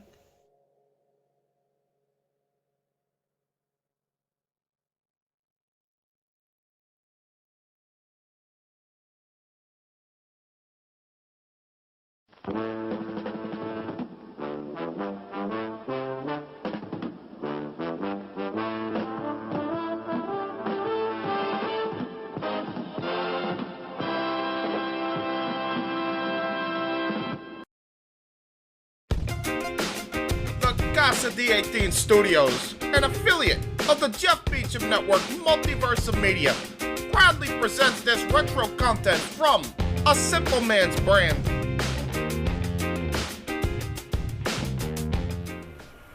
We have finally made it to the end of this 3-day-long extravaganza in New Japan Pro Wrestling. And yes, there is a 7-day turnaround on Pro Wrestling Tees. I am waiting for the Wrestle Kingdom 14 shirt. It hasn't come yet, but you know what I'm talking about. Wrestle Kingdom weekend has officially ended with the 2-day event, and now we will cover New Year's Dash, including the unbelievable send-off for Jushin Thunder Liger. Arigato. Hello, everybody. I'm just a simple man. Almost botched right there. Sorry, I'm tired, had a long day. It's been a lot of wrestling, folks, okay? And you best believe I was not going to do a simple take on this before the weekend was out. Come on now, you know me. Anyway, I'm just a simple man, and my name is Noah Foster, and welcome to the very last Simple Take for New Japan Pro Wrestling for a little while as we close this Wrestle Kingdom weekend with New Year's Dash. New Year's Dash, of course, sets the pace for New Japan Pro Wrestling for the foreseeable near future as we prepare for their next big tour after Fantastica Mania, presented along with CMLL partners, the New Beginning Tour, which will, of course, take place over both Japan and the U.S. But with that being said, I just want to get my thoughts and brief outlook on the stories, events that unfolded, and what I think is to come. for New Japan Pro Wrestling based on what I saw. So let's go ahead and kick it off, shall we? So, New Year's Dash, of course, nothing was known until bell time. So, of course, we opened the very beginning with them announcing the match card. And once again, it was a match card, I believe, of 8 matches, if I counted correctly. 8 matches. However, the very beginning, it was noted by Jushin Thunder Liger's official retirement ceremony. What cannot be said? What cannot be said about hashtag thank you Liger and Jushin Thunder Liger? The way that they did this was absolutely phenomenal, breathtaking, emotional, and unforgettable. But I digress. As we kick off first with a video package that basically talks about, I believe it was narrated by Baron Yamazuki. Apologies if I screwed up your name, sir. I think he's one of the best overall narrators I've ever heard. And I barely understand the guy. Again, that's the beauty of being a professional wrestling fan. It doesn't matter whether you understand English, French, Japanese, German, etc. You're just united by the passion of it, and that's what connects us all. Simple as that. But anyway, this retirement ceremony video package, of course, narrated by him, and it highlighted, of course, Jushin Thunder Liger's official announcement of his retirement back from March 7th, 2019. And then we had 12 minutes recap, basically, of Hiromu Takahashi pinning Jushin Thunder Liger in that match on Wrestle Kingdom 14 Day 2's opener. The match was about, I believe, 12 minutes, and he got him with the time bomb. But of course, Hiromu Takahashi, he fainted him, as it seemed like Jushin Thunder Liger basically passed on the torch to Hiromu Takahashi. And Hiromu got everything he wanted out of that match. Now, of course, I had to go back through and watch it not once, not twice, but 3 times, because the stupid stream cut off during the after bit where Jushin Thunder Liger addressed the people. He thanked them. He thanked the Tokyo Dome, which holds such a near and dear place to his heart. And, of course, he thanked Hiromu Takahashi and vice versa. But anyway, fans galore. They also presented their respect. And then everybody in the post-match exclusives, they recapped that as well from Jushin Thunder Liger's matches that he brought back during Wrestle Kingdom 14. They all also admired, respected, and sent off the guy, figured about the impact that Jushin Thunder Liger's had on their careers, whether as opponents, teammates, tag partners, rivals, you name it. Or just inspirations. And then, of course, following that, we look back more on his illustrious 31-year career. And then, basically, it's a post-Wrestle Kingdom thank you from everybody. And he's the world legend. Ligerlism will live forever. So, we go back into the building, which, of course, is the new venue of the U.S. Universe Dash. Bigger than ever. I believe it was Ryogoku Hall. Someone can correct me on that. And we get Jushin Thunder Liger, who comes out to the ring, traditional red and white Liger in his in-ring gear. Because I guess he felt that showing up in a suit would be awkward, even though he's not an in-ring competitor anymore. Liger to the end, folks. Liger to the end.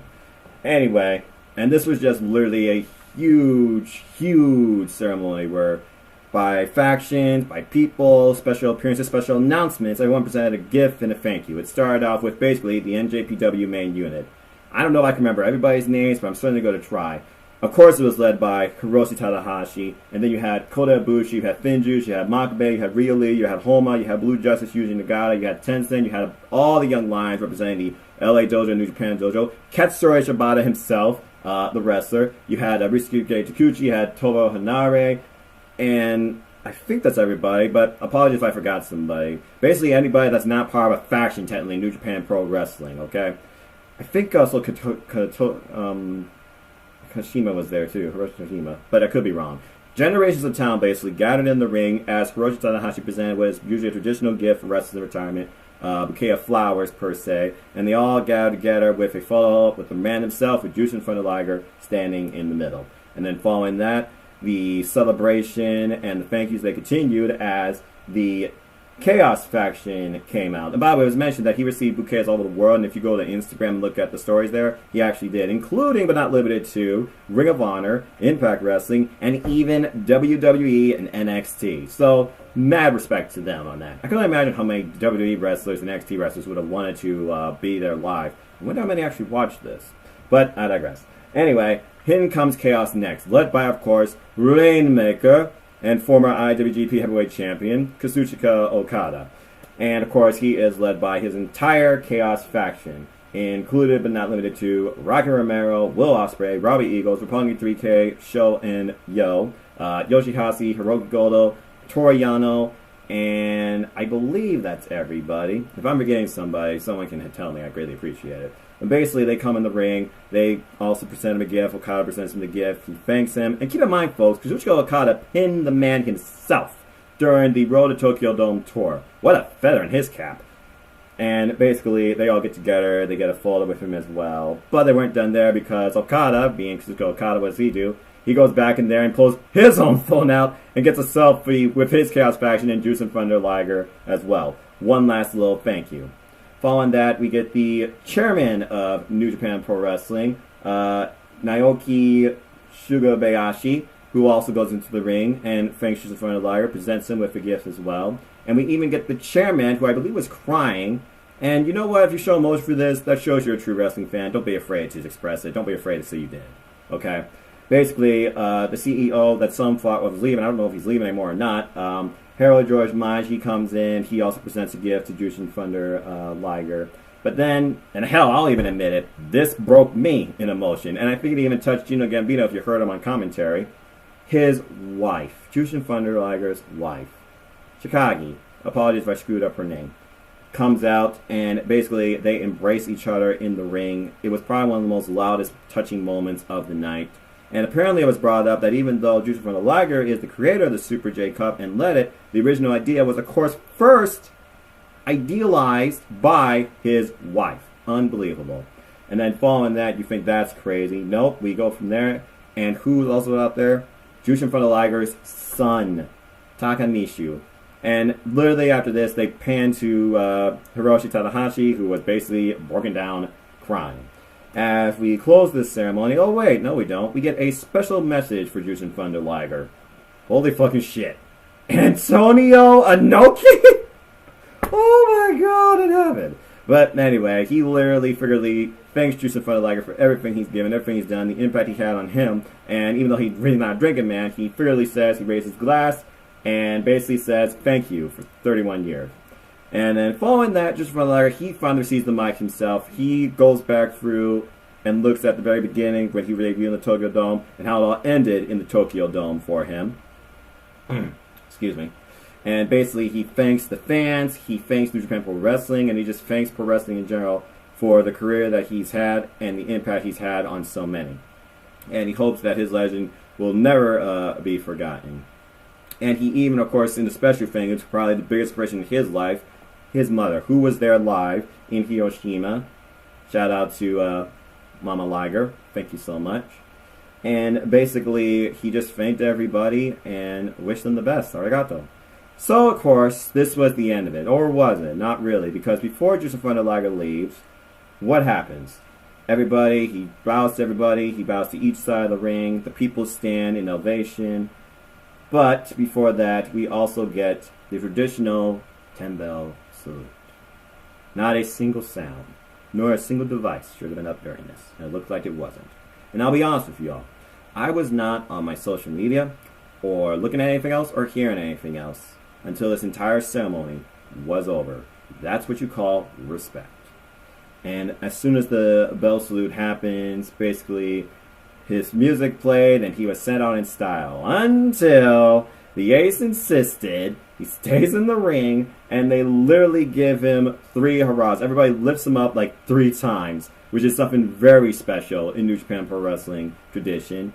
And one last brought on little surprise, the Ace wanted everybody to come together and sing Jushin Thunder Liger's theme. Now, of course, I don't know Japanese, but I know at least the Liger, Liger, Liger, and I was kind of like, you know, humming the music like Chris Charlton was in commentary, and of course commentary was like, well, I don't know the words either, but of course the entire audience, they were clapping, and the Ace was leading everybody and singing as well, and it was just a beautiful, beautiful thing. And upon singing Liger's theme one way through, he finally leaves the ring while the audience gives him a standing ovation, including all of commentary. He goes around, he thanks everybody again, and that was it for the legend, Jushin Thunder Liger. Hashtag thank you, Liger. And so, a 31-year career has officially come to its end. Arigato. Alright, so that was definitely the most emotional part of New Year's Dash.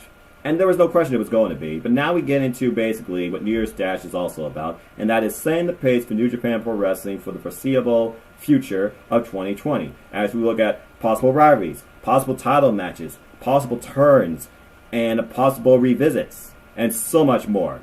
And we got all of that tonight. We first start off with a basic tag match that basically showcases the future of New Japan Pro Wrestling for the LA Dojo and, of course, New Japan Dojo, as we had, excuse me, a six-man tag between Toru Nare, Yuya Uemura, and Yoshishiju, apologies if I screwed up that name, versus Alex Coughlin, Carl Fredericks, and Clark Connors. The best way to describe this match: intensity, aggression, attitude. And there was no like, oh, good for you, let's shake hands, let's have a friendly competition. Hell no, it was about proving who was the strongest and who wanted to win the most. And these guys tore into each other. And Toru Nare, who I really wonder what he felt being part of this match, because in my opinion, he's been like this now for like 3 years, trying to break out, really show why he belongs maybe in G1 Climax, why he should get a title match, etc. And basically, he was leading the team for the New Japan Dojo, and he teared into, and of course he's been in Muay Thai fighting and training as well, he teared into friggin' Coughlin with a kick that would have knocked any normal man out to KO. And basically, Tsuji, he gets punished pretty much by everybody on the LA Dojo side. Anyway, there was a lot of combinations here, but basically Carl Fredericks, he led his team to victory in the end, taps out Uemura.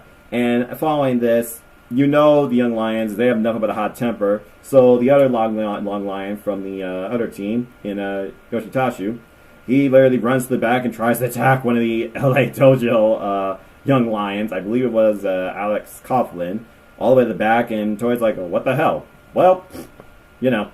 But also he sends off a little message.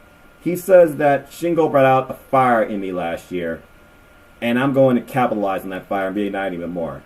So I guess my biggest takeaway to this, besides Carl Fredericks having a breakout year, it seems, especially winning the Young Lions Cup last year, and they did talk about how he will be representing the LA Dojo in a PWG wrestling special, is Carl Fredericks our next breakout star to come? Will he participate maybe in the New Japan Cup? Only time will tell. But as far as Toru Nare goes, what's his plan for 2020, and how will he ignite that fire? Will he go after Shingo Takagi again? Only time will tell. As far as the rest, stay tuned for more one-on-one rivalries, especially between Yuya Uemura, who seems to have the hottest temper, going after the likes of Togi Makabe, for example. I wouldn't mind seeing those two face each other one-on-one. But we'll see what happens.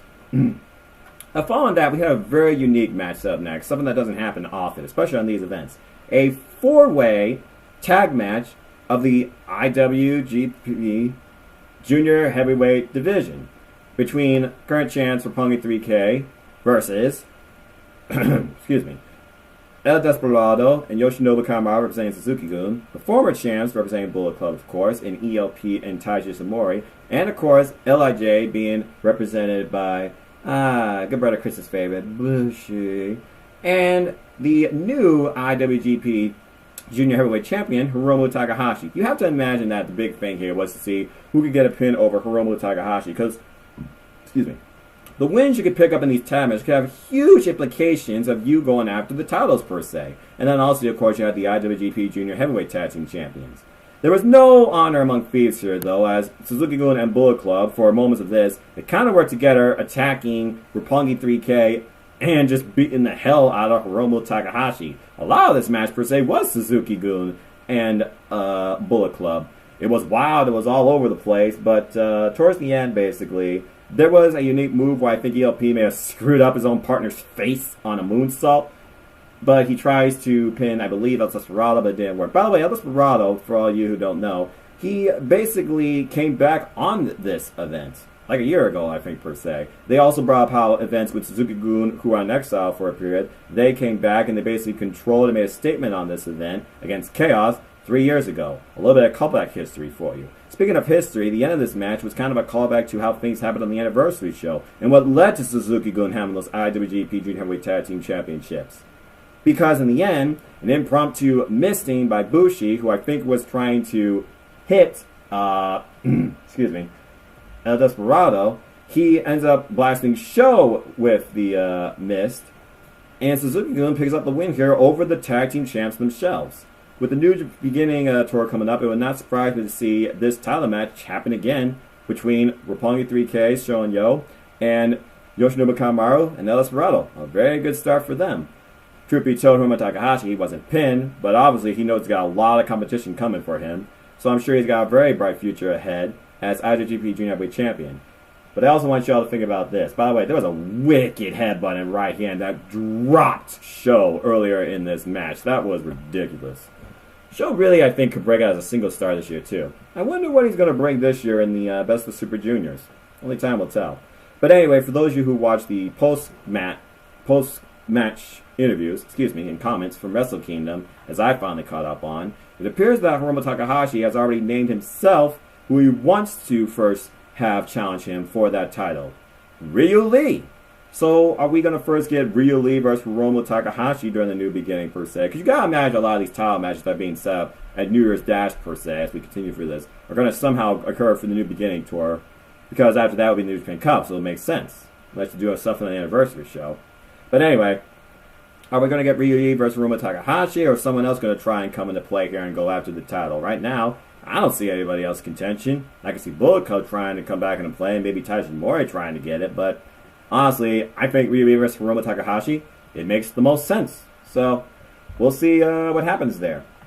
So, anyway, moving on from there, we get Bullet Club versus New Japan Pro Wrestling. I'm just looking at my little cliff notes here, in case you're wondering on my computer. It was the team of God with, Master Heater himself, Kendall Stick in hand, and their partner Chase Owens, who I guess now has gunshot effects for this entrance. Don't become fucking WWE, okay? Unnecessary. I'm not going to say unacceptable, I just think it's unnecessary. And they are versing the NJPW main unit faction team of the Ace of New Japan, Hiroshi Tanahashi, the Golden Star Kota Ibushi, and the new IWGP Heavyweight Tag Team Champions in Finjuice, Juice Robinson and David Finlay. Keep in mind, before this match, Kota Ibushi, he issued a very interesting post-match statement saying he's got a plan for 2020. Whatever that plan might be, I don't know. But anyway, this match, it starts off with Chase Owens once again offering a spot for Kota in Bullet Club. We can help you. We can help you. And of course, Kota denies it. Let's be honest, folks. Kota Ibushi is never, ever joining Bullet Club. I just don't see it happening. So there's that. And anyway, this match, it broke down quickly, but eventually, Juice and Finn, they get control over GLD. My gosh, those two are incredibly fast. Chase Owens, though, constantly controlling Kota, who could not get tagged in, but then finally it comes down to Kota and Chase. I don't know what the Ace was thinking, trying to do a freaking suplex on Bad Luck Fale. You're not Tomohiro Ishii, and I still can't believe Ishii pulled off that brainbuster. But anyway, towards the end, though, Chase Owens with a little bit of a callback, maybe, or some mind games, hitting a V-trigger on Kota Ibushi. And then also Drill Heist was not enough for the win. In the end, towards the whole thing, there was a nice tag team combination move with the Ace and the Sling Blade, and we had Boombaye from Kota Ibushi, which of course led to Kota hitting the Kamigoye, and he pins Chase for the win. So this is very interesting to me on a number of notes, first off, because I feel like, again, ever since Hiroshi Tanahashi and Kota Ibushi have fought each other in the G1 Climax finale 2 years ago, and then during the G1 last year, where Kota finally beat the Ace, I feel like Kota and the Ace have a huge, tremendous respect for one another as far as leading New Japan Pro Wrestling. I think the Ace has a lot of Kota in him. And I think it really showed here because post-match, what happens? We get the 4 that win in the ring, but the Ace and Kota, they kind of look, and they're looking at the two, and we're wondering what's going on. They're pointing at those belts. So, are we getting a setup of the Ace in New Japan and Kota Ibushi challenging for the IWGP Heavyweight Tag Team Championships against Finjuice in a very mutual, respectable, but heavy-hitting tag team competition? I would love to see that personally. Imagine the tag team dynamics of the Ace and the Golden Star. What would you call that? The Golden Aces, per se?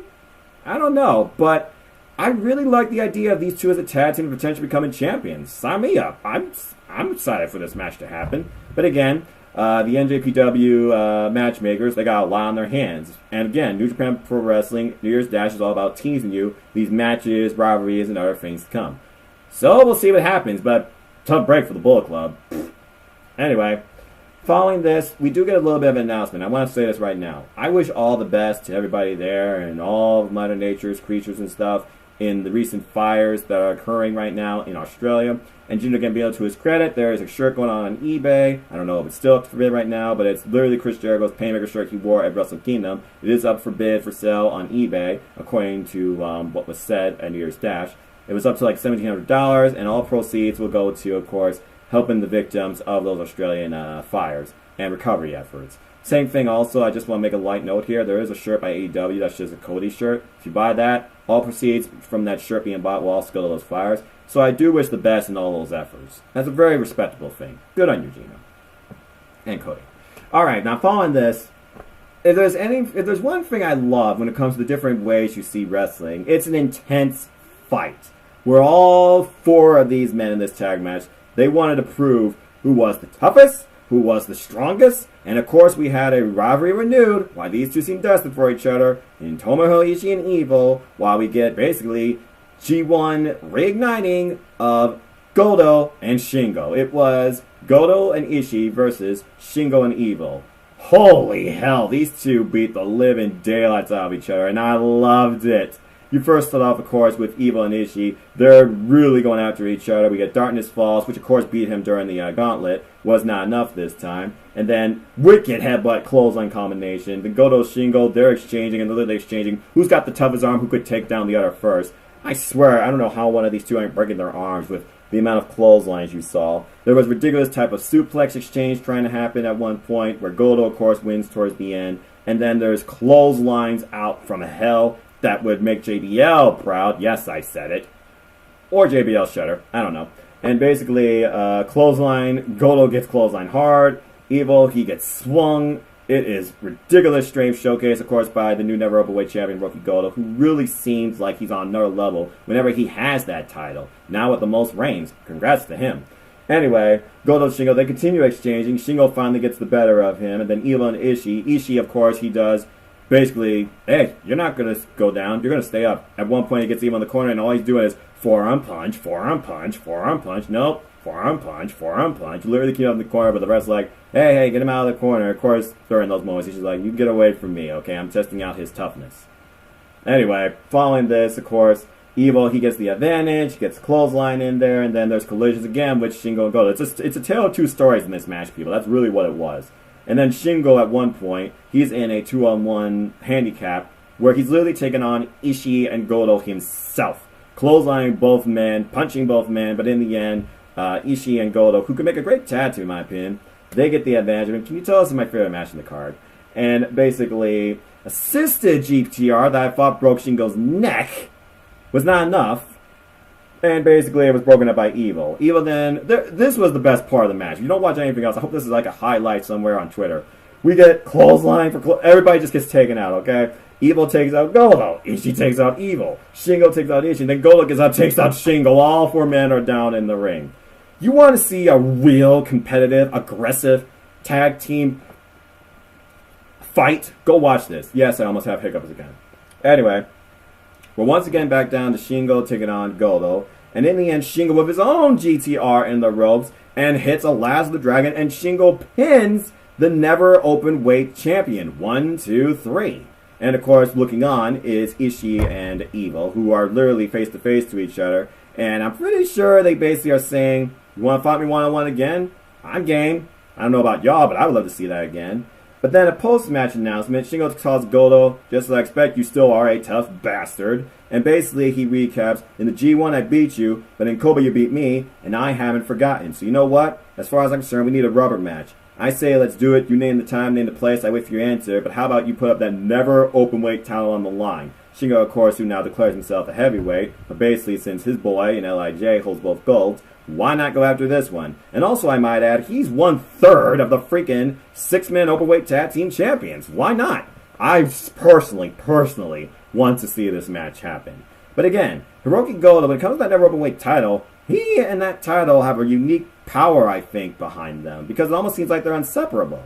But, I don't know. It's going to be very curious to see if Shingo Takagi can pull this off if this match is made official. And I personally hope it is. And as far as Ishii and Evil goes, hell, they killed each other back at Wrestling Dontaku last year. Why not do it again during the new beginning? I'm pretty sure Evil and Ishii will never stop fighting each other. And personally, I hope they don't. Alright, now our next match is, of course, Suzuki-gun versus Chaos. It is the King, Minoru Suzuki, Casa D18 versus, his partners are Lance Archer, Zack Sabre Jr., and all hail our Holy Emperor, Taiji, versus Yoshihashi, Will Ospreay, Robert Eagles, and the Rainmaker himself, who was pretty damn banged up. Kazuchika Okada. Pretty simple story here. First off, unfinished business. Initial face-offs in the ring, you got Taiji and Okada.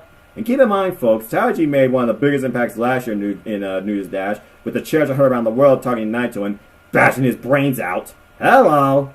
And then you have the face-off of Zack Sabre Jr. and Will Ospreay, who I might add says, and I quote, "We have unfinished business." And this stems all the way back to Rev Pro Wrestling, two of the best representatives in British heavyweight wrestling, technical wrestling, whatever you want to call it, British wrestling in general, today.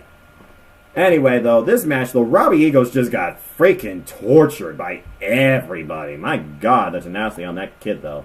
And basically, he got in submission holds, not one, not two, three at a time. He was just being controlled by all of Suzuki-gun. Of course, Suzuki-gun, they break it down. They throw everybody all over the place outside the ring. Typical Suzuki-gun tactics that I love. Minoru Suzuki causing hell and chaos. But at least Gino Gambino did not look at him, per se. And basically, Suzuki at one point, he finally gets tapped in. You know what Suzuki wants. He wants to cause pain, but he wants to see if you can actually cause him pain. Robbie Eagles, for his heart and tenacity, he tries to take on the key in his own game. And then he gets fucking knocked out. Jesus Christ. And basically, he finally gets some control in, and we get Yoshihashi, who people still are indifferent to, I believe. But keep in mind, Yoshihashi, he came back at this event last year. So, you know, I respect to the guy. Who's also not wrapped in the head, I might add. He gets a little bit of advantage as Lance Archer comes in, but then that was short-lived, as we finally get the duel in the ring now of Taiji and Okada. And you can tell Okada is still suffering from Wrestle Kingdom, gripping his neck and with the tape all over his neck and stuff. It didn't help with him being run to the turnpoles either earlier in this match. Anyway, we get a Milano-type backdrop, because of course Taiji and Milano, they're kind of like, you know, role models for one another. Or at least Milano is Taiji's role model. I guess the two don't cooperate well on commentary, though. Anyway, following this, wicked head kick. I thought he had Okada here, honestly. But not quite. And then following this, one of my favorite things, I'm not going to do it myself. I should get a pair of those tearaway pants, though. I really do want them. The pants come off, and that always means that Taiji, he's basically going to go to another level, being one of the most aggressive strikers, in my opinion, in the game, with his kicks. And it looked like he gets some advantage over Okada for a little bit, until everything breaks down again, and then the ref turn, Okada tries to go after Taiji. What happens? Dreaded low blow, and then, and this is the second time now that's come out. Unbelievable, I might add. The Iron Glove of Iska, straight to Okada's neck and side of his head. DQ, Chaos wins. But it wasn't about the win that mattered here. It was about sending a statement. Because think about what's being set up here, especially after Will Ospreay tried to help Okada, who was still being attacked by Taiji. But Zack Sabre Jr., he tied him up with Pretzel in a sleeper hold. We're getting a setup with Zack Sabre Jr. and Will Ospreay possibly for the British Heavyweight Championship. And Taiji now is targeting Okada. It wasn't crazy enough that Taiji was targeting Naito. Now Taiji is targeting Okada. Even if he's not going after a belt per se. And by the way, in post Wrestle Kingdom interview, he was kind of disappointed. He was saying that was his moment that he lost out on the 6-man heavyweight titles. He really wanted those, and he blamed his partners Yoshinobu Kanemaru basically for not taking it seriously. Maybe the man was drunk. I don't know. But anyway, following this though, as Taiji stands tall over Okada, it looked like he was about to do a major power move here. I think Black Mephisto, whose music hits. What the hell? Jon Moxley.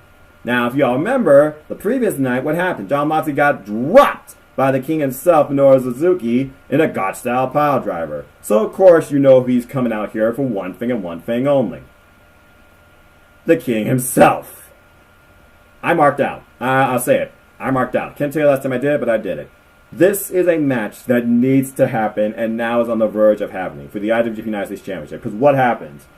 First off, Taiji gets the hell out of Dodge. Okada's already out of the ring, being sent back, help with the Young Lions, stuff like that. So Minoru Suzuki, Jon Moxley, these two deranged, maniacal, pain-inducing, pain-loving maniacs go face-to-face in the ring. And literally, who I might add, Minoru Suzuki called Jon Moxley a boy. Oh boy. Yeah. How'd that boy work with you today? They are literally duking it out. They're first slapping each other, and then they're hitting each other. Minoru Suzuki laughs, he slaps him. Jon Moxley laughs, then he slaps Suzuki. And then basically we have a slap fight and a slap fight. Suzuki laughs one more time, and then gets death-ridered for his troubles. And basically, Moxley with one last statement, we have a little bit of unfinished business, but then he also sends a warning. Don't ever step in my territory again.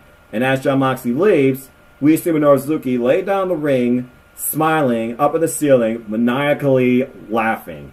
Welcome to hell, folks. As he continues, delusional I might add, constantly going up to the back area, laughing and smiling the whole way through. I can't remember the last time I saw Minoru Suzuki this derangedly happy, considering there were questions about him leaving New Japan Pro Wrestling, going back to Pro Wrestling Noah. Well, I guess that's not happening. Some of you are questioning if there was some dissension in the ranks within Suzuki-gun. I think it's safe to say they aren't. But basically, right now, we're getting a setup of Okada versus Taiji, Zack Sabre Jr. Will Ospreay for the British Heavyweight title, and now Minoru Suzuki and Jon Moxley. I remember my Team NoDQ member during predictions video, James Hubert. Go follow him, folks. JHubertSign95 on Twitter. He basically wanted an unsanctioned match between these two. James, you might get your wish. The hell that these two will put each other through when they meet one-on-one in the ring in any sort of wrestling bout. Title, non-title, unsanctioned, standard, you name it. Oh, good Lord. I pray for Renee Young to survive the amount of abuse that Jon Moxley is willing to go through when he steps up to the king. Casa Nina Rey. I am so damn excited for that match to happen. Alright, and then we get into our main event of the evening between Jay White with Gato and his partner, who probably is right now the most hated man in all New Japan Pro Wrestling, Kevin Kelly's words, but he's probably right, Kenta, versus the double champ himself. And they were talking about what we call him. What do you guys think in the comments down below? Should they just call him the double champ? Should they just call him the undisputed champion? Let me know in your comments, and let me know your thoughts in the comments down below. And his partner, Cold Skull Sonata. Now, Cold Skull Sonata had a breakout year in 2019, but he basically came up on the short end of the stick. And then Jay White, who basically made everything come true in his own words per se. It all fell apart at Wrestle Kingdom. But here is the man who still somehow makes it a point to make it all about him in the end. One of the most polarizing figures now in New Japan Pro Wrestling. I think last year was put out of the billion. This year it's kind of mixed. And then Kevin Kelly, who some would say was trying to stir the pot, and Gino Gambino, who's like, all you want to do is do that, Kevin. He's basically wondering, okay, so Kenta, he's putting himself at the front of the line to challenge for those two belts. So that means if Kenta wins, is Jay White going to challenge him? What does that mean for Bullet Club there? Because there's questions about Bullet Club's leadership, per se, in the future. Is Kenta slowly trying to take over? He was brought in by GOD, who are OG. It's no question, by the way, based on Bullet Club's history, how they have leaders basically, thrown out, per se. But Jay White's one of those that really has done everything Bullet Club is supposed to be about since its OG era. So, honestly, I don't see that happening. But anyway, the story of this match was this. Kenta and Naito, they fought each other over the place, and basically it was mostly about Sonata and Jay White, which was an interesting idea for a Robbie setup in itself. And in the end, that's what it came down to, as mostly Naito and Kenta were fighting each other all over the place. There was only a short stint they were actually in the ring, and Naito controlled Kenta for that short bit. Anyway, though, towards the end, it was Sonata and Jay White, and Sonata got control of Jay White, but Gato, who tried to come in, he eats a rope kicked up into his manhood. Ouch! That was pretty funny, though, I'm not going to lie. And after some quick exchanges, and he puts him into a skull and goes for that moonsault, he ends up getting empty on that, and then Jay White tries to go for Blade Runner on countless occasions, but there were some snap arounds.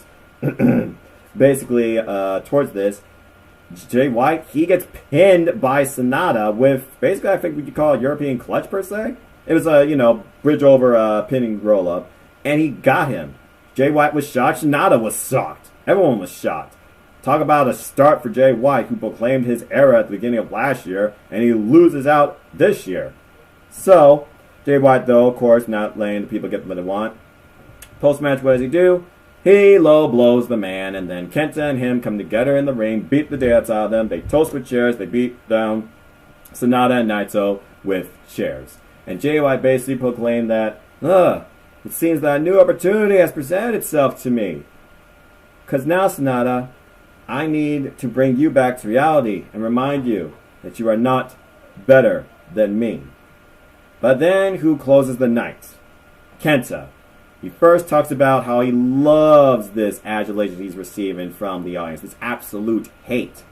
He loved what he did at the Tokyo Dome at Wrestle Kingdom, and he had so much fun.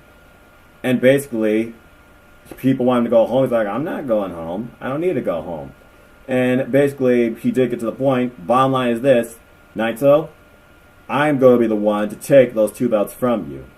And he basically grabs them, and Jay White off to the corner to the side. He says, "We look nice." So, it looks like we know what's first for the, I'm just going to call it what it is right now, the double champ of New Japan Pro Wrestling, who had nothing and now has everything, Tetsuya Naito.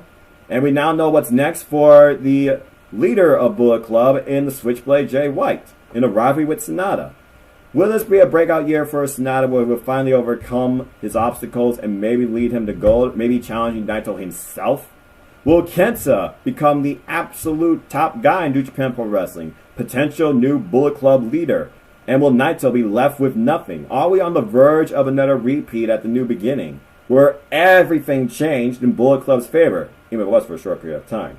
And obviously we don't know what's next with the New Japan Cup that will start after the anniversary event as well in March. Are they going to have another G1 special? And is it going to be at Madison Square Garden? What is next for New Japan Pro Wrestling in the long-term future? We got an announcement for several events that are mostly your traditional events. And of course we know the G1 Climax has been pushed back to fall and on due to the Olympics.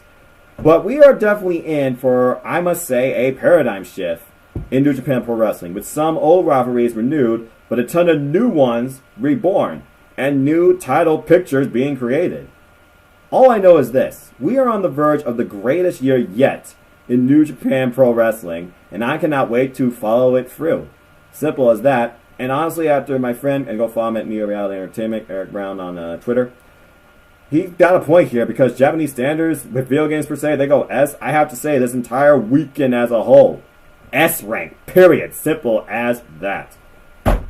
But with that being said, and the fact there was over 74,000 fans across the entire 3-day campaign hosted by New Japan Pro Wrestling, ladies and gentlemen, I am officially done with my discussions, my takes, and overall analysis for this entire Wrestle Kingdom Extravaganza weekend. Thank you all so much for joining me in this journey and joining me in just my simple takes.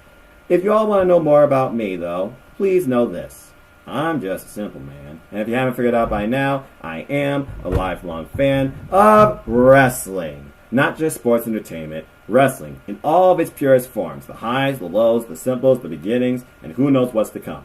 So if you want to tell me about anything wrestling, the 5 brands of WWE, Ring of Honor, Impact, New Japan Pro Wrestling, AEW, NWA, Stardom, Independent Wrestling, Sport Pro Wrestling, folks, and so much more, look me up on Twitter, NoDQ.com/Noah. It takes you to my Twitter page, or follow at nfoster1916 on Instagram, hashtag SupermanInLife, where I'll give you hello, simple like food intakes, and of course simple moments that are usually just stories of me, my thoughts, and moments in wrestling. As I've seen plenty of shows, and I will be soon going to see AEW Dynamite live for the first time ever in Cleveland, Ohio. I'll see you there, AEW Fleet. And yes, I will be wearing that shirt. Kenny Omega, change the world. Anyway, I got a bunch of new shirts coming too. There'll be more new shirts, new content come out as well. Also, please follow my civil YouTube channel here at youtube.com/user/NoFoss210. You'll find all sorts of wrestling content here, new content every week. Thank you so much to the 108 people that have subscribed to my channel, giving my channel over 5,200 views. It's been an incredible 1 year plus journey as a YouTube creator, and I certainly am not going to stop. I just love this, and it's fun for me. That's all it's about. It's not about anything else more than just a love and a passion and a view on wrestling. So thank you for all that enjoyed and been on me with this journey. Anyway, follow the Simple YouTube channel here. You'll find everything nice, neat, organized playlist for you. There's reviews, recasts, predictions, takes, one-off special content, and at the heart of my channel, hashtag 205 Life Matters, a review of the Cruiserweight division, then, now, and forever, every week. Usually every other week sometimes, where I do like a special double feature, and I will be doing that again. Also, please join my hashtag 205 Life Matters Facebook group, where we just talk about Cruiserweight wrestling as a general popularity. And if you haven't figured out by now, support NoDQ. They're the reason I even got into YouTube. For Evan Deads and the NoDQ family. Thank you, Aaron Riv, Stephen R. Osborne, and Jerry Slaughter, who inspired me the most, and Caitlin, of course, who I got introduced to at an NXT event that led me to NoDQ. Forever indebted. NoDQ for life. Team NoDQ. So go buy a shirt, go buy a tapestry, go buy a sticker. Just support my friends. Just do it. NoDQ.com/merch, take you to the store, or follow NoDQ on all social media platforms. Your opinions matter. There's a comment section and everything on the official website. Polls, columns, memes, gifts, reviews, recaps, polls, sexy female pics. You name it, it's there. Primarily wrestling and WWE with a little bit of AEW and independent wrestling. And as always, as I like to close, support your wrestling outlets big and small. Let's keep growing this incredible, diverse, unique, elite, unapologetic, unscripted, authentic wrestling community together. Simple as that. With that being said, what was your favorite moment from this entire New Japan Pro Wrestling 3-day weekend during Wrestle Kingdom and New Year's Dash? What's your favorite matches? What's your takeaways? What's your questions, thoughts? Who do you see breaking out? Let me know anything you have in New Japan Pro Wrestling, because that's my number one, and I would love to talk about and share more stuff with you. In the comments down below, please, greatly appreciate it. Please like, share, subscribe, comment, hit that bell to know the next video is going to go live. Hit the subscribe button. It helps me grow the channel, as some think I should try to. So, you know what? Why not? I'm going to try to. As we open this year, new decade, please stay tuned. I will continue to cover more of NJPW throughout the year on the big events, providing predictions and Civil takes after each one. Next stop, the New Beginning Tour in Sapporo and Osaka. Also, coming up this week, there'll be a special 205 Live double featurette, and I'll be doing a Simplin Predicting Wrestling video on Impact Wrestling's Hard to Kill pay-per-view. But I'll also be with Aftermatch Wrestling. Please support their channels and support my friends. Also, Armbar, ARMBAR, exclamation point. As I will be simply predicting NXT UK TakeOver Blackpool 2. I am looking very forward to that event. Other stuff coming up this month includes the start of the Team NoDQ Prediction League that I'll be taking part of and keeping score of for the entire weekend as we look over and predict Worlds Collide between NXT and NXT UK, as well as the Royal Rumble pay-per-view. And yes, I will be going to AEW Dynamite Live January 29th, and I will be back with a live Simple Take recap the following day. And as always, just look around for me on YouTube. I might be with Colin Cleaver Andrew, I might be with Aftermatch Wrestling, I might be with Eric Brown with another Wednesday night roundup. Those are coming back too. I might be doing stuff with Jeff Meacham. I don't know. It all depends. I just like talking with people and talking wrestling, and I guess other people like it too. I might be coming back on the Wrestling Rundown with James Hebert and Owen Finch to talk more about wrestling as a whole. Who knows? But anyway, until the next video, it has been literally over about, let me see if I can get the math right here. It's been about 15 hours of professional wrestling across 25 plus matches and a ton of post-match interviews. I am officially done for now. It is Monday night, 8 p.m., but like I said, I was not going to close out this weekend without doing a simple take of this show, because this matters. So until the next video, thank you again for everyone that tuned in with this whole journey with me. And I'll see you all in the next video, but take care, enjoy life, tomorrow's never guaranteed, treasure your families, and enjoy wrestling. There's more of it than ever. Find something you enjoy, find something that connects to you, find something that fits you. I can't wait for more shirts to come into. Yes, there'll be more shirts, and I'll also be updating the background of my room with some more wrestling pictures. I got a couple 8x10s that you put up in 4x6s. But again, until the next time, I hope you all take care, and as always, have a good night. And thank you, wrestling community and New Japan Pro Wrestling, for the greatest weekend of professional wrestling with Wrestle Kingdom 14 and New Year's Dash. Gokigenyo, sayonara. Goodbye, everybody.